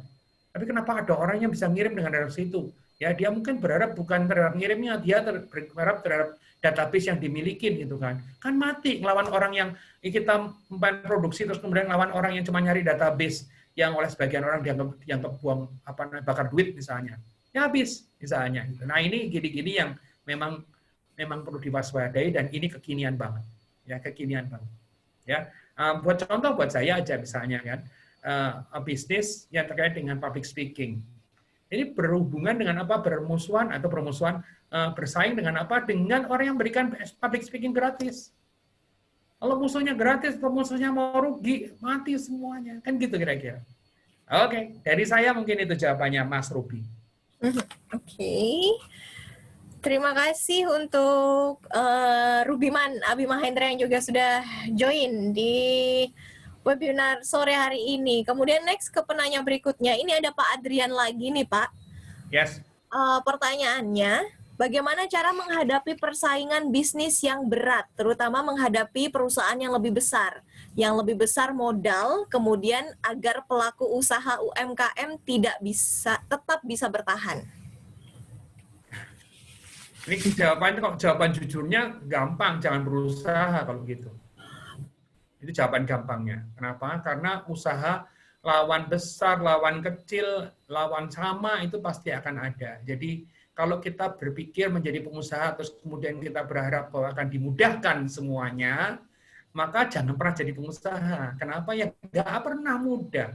Ya, seorang pengusaha itu bisa mendapatkan handsome profit karena justru kesulitan, karena resiko yang dimilikinya. Kalau itu mudah, percaya sama saya, kalau itu mudah, yang masuk banyak menjadi tidak mudah lagi. Jadi tidak ada rumus untuk bikin mudah, ya pasti akan susah.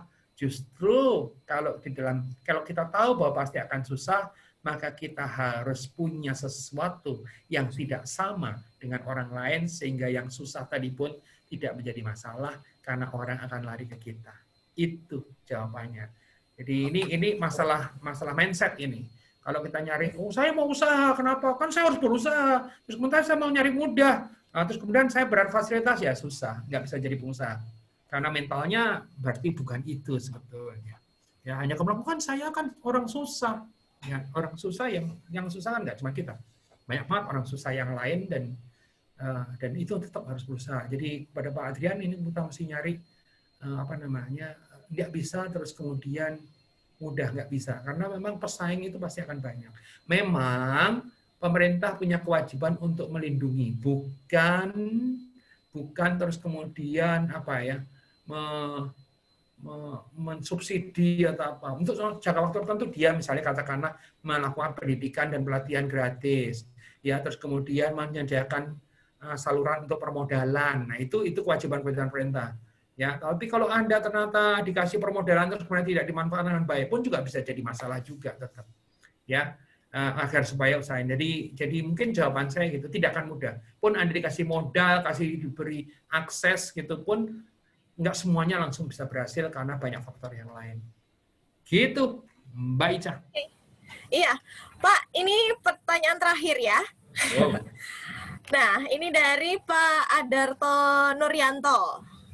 Nah, Ada toh? saya punya usaha kos-kosan, tapi saat ini cenderung sepi karena di samping masa pandemi COVID-19, juga karena Yeah. kampus yang ada di seputaran Yes. rumah pindah lokasi. Yes. Apa yang harus saya lakukan dengan kamar yang kosong tersebut, padahal cicilan bank belum lunas? Iya. Terima kasih. Pak Adarto, kita ada di satu nasib karena saya terlibat dalam dua hotel lah di Jogja yang terpaksa harus tutup karena situasi yang sama. Ya memang ini cobaan yang berat, Pak, cobaan yang berat. Kebetulan saya juga sempat bicara dengan satu pemilik kos yang, maaf nih saya nggak boleh nyebut namanya, tapi karena kebetulan saya sekolah dulu di Jogja, Pak Adarto. Ya, kos itu dulu kalau mau masuk ngantri, nggak semua orang diterima. Ya, dan saya sempat kos di sana biarpun cuma tahan setahun dari harusnya 3 tahun, ya itu ngantri, asli ngantri. Nah, mungkin 2-3 bulan yang lalu saya sempat bicara dengan pemiliknya, Pak, Bu, gimana situasi sekarang? Kami tutup kos kami. Bukan nggak ada peminat loh, tutup. Ya, tentu saja karena juga sekolah tidak perlu sekolah kan, yang banyakkan kos di situ tuh nggak perlu sekolah, satu. Yang kedua juga ketakutan dia akan pandemi. Kalau sampai terjadi nih, ya terus kemudian kos-kosan jumlahnya banyak, dan itu kalau saya pernah kos di sana itu tahun 83, padahal sebelumnya sudah ada mungkin dari tahun 70 something, ini kan sudah berapa puluh tahun. Kalau ngomong reputasinya udah nggak ada musuhnya lah istilahnya kalau untuk marketnya dia gitu ya. Tapi ternyata ya memang terkena juga, Pak. Jadi jangan kecil hati, Pak, karena semua industri yang terkait dengan hospitality, kos, edukasi, tadi saya bilang tentang potensial winner, potensial loser, kena semua, ya. Tapi tentu saja kita mesti punya harapan, ya, untuk harus bisa diapain nih, tentu saja untuk hal yang baiknya, ya. Jadi bagi yang kalau Bapak punya tabungan, sekarang nih saatnya untuk ngerapihin kosnya misalnya. Tapi itu juga kalau dengan harapan besok akan ini, ya. Terus kemudian, nah memang nggak gampang, pilihannya nggak banyak. Kan kita nggak boleh untuk melakukan hal-hal yang tidak benar juga kan di tempat kita, ya. Nah, yang tadi saya bilang kos yang terkenal itu jumlahnya cukup besar, itu menutup kosnya. Karena apa? Karena dia takut nanti kalau ada dimasukin orang, terus kemudian orangnya di situ kena COVID, terus kemudian akhirnya kosnya itu tercoreng namanya, terkena stigma karena ada COVID-nya. Demikian juga dengan hotel. Ya, dengan hotel kan ada hotel yang buka untuk OTG, untuk isolasi mandiri, tapi ada yang benar-benar tutup. Saya nggak mau. Kenapa? Karena nanti akan berisiko. Jadi mungkin itu, Pak. Memang berat, Pak Adarto. Sangat berat untuk bisnis yang terkait dengan seperti itu. Hospitality berat, transportasi berat, ya. Terus kemudian terkait dengan kos-kosan berat. Yang tadinya menjadi keunggulan bisa kehilangan keunggulan, ya. Bahkan sekolah pun juga sekarang berat. Semuanya berat buat semuanya. Tapi di dalam keberatan, ya itu tetap selalu ada celah. Nah, kebetulan bukan topiknya kali ini. Nanti kapan kita cari bagaimana mencari topik di dalam kesulitan harus menuju kemana. Mbak Ica, demikian jawaban saya, Pak Adarto. Saya berempati dengan Bapak, bukan berempati, sebetulnya saya merasakan apa yang Bapak merasakan. Oke, nah sudah semua sepertinya nih Pak Handoko untuk pertanyaannya. Baik. Sekarang saya persilahkan Pak Handoko nih untuk secara singkat saja untuk statement closing-nya di pemaparan dan diskusi kita sore hari ini dalam webinar Smart Entrepreneur di tema pengusaha tangguh dan ekonomi tumbuh. Monggo, Pak. Baik, terima kasih buat Mbak Ica atas waktunya. Terima kasih buat teman-teman semua yang mendengarkan, baik melewatin ada di forum ini, maupun yang ada di YouTube, maupun yang ada di Smart FM. Ya, jadi hari ini karena saya diminta untuk bicara tentang pengusaha tangguh ekonomi tumbuh, saya memulai dengan mendefinisikan dulu pengusaha tangguh seperti apa. Pengusaha tangguh itu adalah pengusaha yang mampu menghadapi halangan dan rintangan, ya, karena halangan dan kita mesti tahu bahwa halangan dan rintangan itu nggak bisa dihindarin, ya. Dan yang kedua adalah bahwa pengusaha yang bisa bertumbuh bukan hanya dalam jangka pendek, tetapi dalam jangka yang panjang. Tadi saya membagi menjadi dua, yang baru pindah kuadran dari karyawan menjadi pengusaha. Saya memberikan masukan adalah, perhatikan ya soal credo. Ya, credo itu menjadi yang tadi ada CREDO ya. Dimulai dari aku percaya bahwa aku bisa menjadi pengusaha yang sukses. Itu adalah kunci start. Kalau kita mulai dengan tidak percaya, maka Anda tidak akan berhasil, setengah gagal. Kalau Anda mulai dengan percaya, Anda akan setengah berhasil. Selebihnya apa? Usaha. Ya, dan tentu saja doa ya. Dan kemudian saya juga membahas tentang sifatnya operasional dengan menggunakan framework adalah 5W dan 1H. W yang pertama adalah why, habis itu who, habis itu adalah what, terus kemudian where dan when, dan terakhir yang mungkin agak sedikit dielaborasi adalah how. Di mana di dalam how kita bicara tentang peran digital di masa sekarang, ya itu menjadi penting sekali dan itu menjadi sangat signifikan ya di dalam situasi sekarang, terutama kalau kita melihat bahwa pandemi COVID ini kita belum tahu sampai kapan akan berakhir. Ya, mendingan ketahuan kita siap-siap bukan untuk yang terbaik, tapi kita siap-siap untuk yang disebut dengan rainy days, ya hari-hari yang mungkin akan buruk. Ya, ada yang bilang, tapi sudah terlambat. Nggak ada yang terlambat. Ya, dengan Bapak atau Ibu dan mengikuti acaranya Smart FM ini, itu sebetulnya sudah diingatkan bahwa Bapak Ibu tahu persis bahwa tidak ada yang terlambat. Kalau Anda bilang berubahnya besok, ya terlambat. Tapi berubahnya saat hari ini minimum berubah di mindset-nya. Dan tadi ditutup dengan materi yang terkait dengan cash flow. Ya, cash flow ini menjadi penting sekali dalam situasi di mana cash menjadi sulit sekali pada saat ini. Ya, pergunakan cash dengan baik, rencanakan dengan baik, rencana penerimaan dan juga rencana pengeluaran. Ya, kalau Anda produksi, Anda harus memperhatikan yang namanya cost of goods sold. Ya, harga pokok penjualan dan juga harga ini, dan kemudian marginnya berapa. Di dalam margin tadi ada unsur-unsur biaya-biaya yang tak terduga segala macam, itu perlu diperhitungkan sehingga Anda bisa menjadi pengusaha yang baik. Ya, dari saya mungkin sementara itu saya mengucapkan terima kasih kepada Smart FM tentu saja, ya, dan juga kepada para pendengar, para pemirsa yang ada di sini ya. Karena saya ada di sini, karena Anda ada. Kalau Anda nggak ada, ya saya nggak ada di sini. Dari saya mungkin itu saja. Saya kembalikan kepada Mbak Ica. Terima kasih Pak Handoko, sangat luar biasa sekali pemaparannya di sore hari ini. Dan semua listener dan juga peserta yang masih stay tune nih di sini ya. Sebelum Ica mau informasikan siapa pemenang yang berhak mendapatkan hadiah di sore hari ini, sebelumnya kita adakan sesi foto dulu. Nah, sebelumnya silahkan untuk peserta yang ada di sini bisa meng-on-kan kameranya, terus kita foto bareng dulu. Monggo. 1, 2, mana nih yang lainnya nih? Monggo, silahkan kita foto bareng-bareng. Yang belum berdandan, monggo. Saya kasih waktu 5 detik untuk yang mau bermake up pria dulu. Oke, mana lagi? Selanjutnya. Mas Pambudi, apa kabar? Yang lainnya. Suaranya orang ono kui. Ya, ini di-unmute sama host. Sudah. Di-unmute sama host. Sudah. Siap, terima kasih sudah menggunakan Indo Event. Iya. Om HW.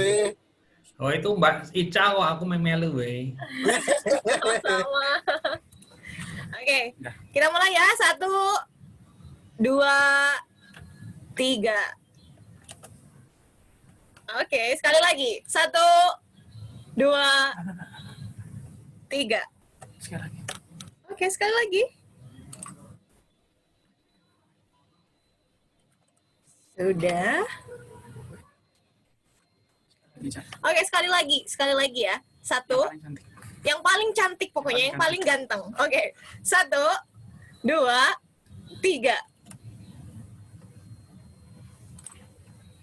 Baik, terima kasih. Dan kita masuk di pembagian hadiah. Jadi ada 5 hadiah yang kita siapkan untuk 5 peserta yang beruntung. Di sini sudah ada Dua pemenang yang mendapatkan voucher belanja sebesar Rp100.000 beserta tumbler dari BCA. Yang pertama adalah Canisius Ebook dengan nama Canisius Ebook tadi. Kemudian juga yang kedua ada Neni Ridari Neni. Selamat, berhak mendapatkan voucher belanja sebesar Rp100.000 dan juga tumbler BCA.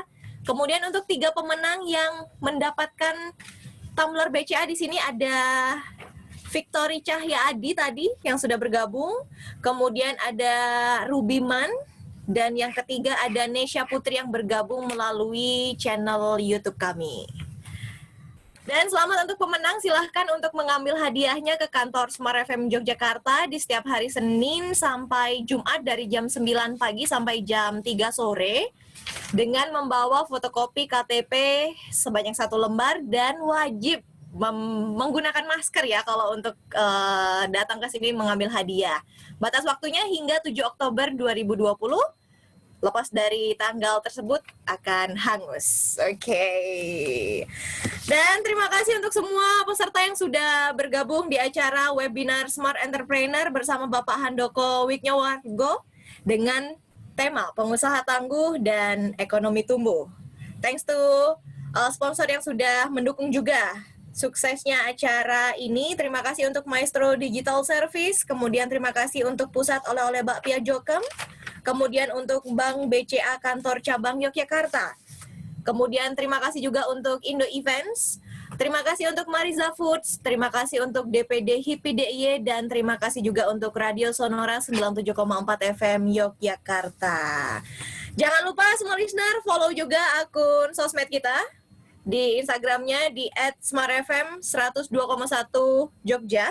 Kemudian untuk Twitternya di @smartfmjogja. Kemudian fanpage Facebook kami di Sonora FM 97,4 Yogyakarta dan Smart 102,1 FM Yogyakarta.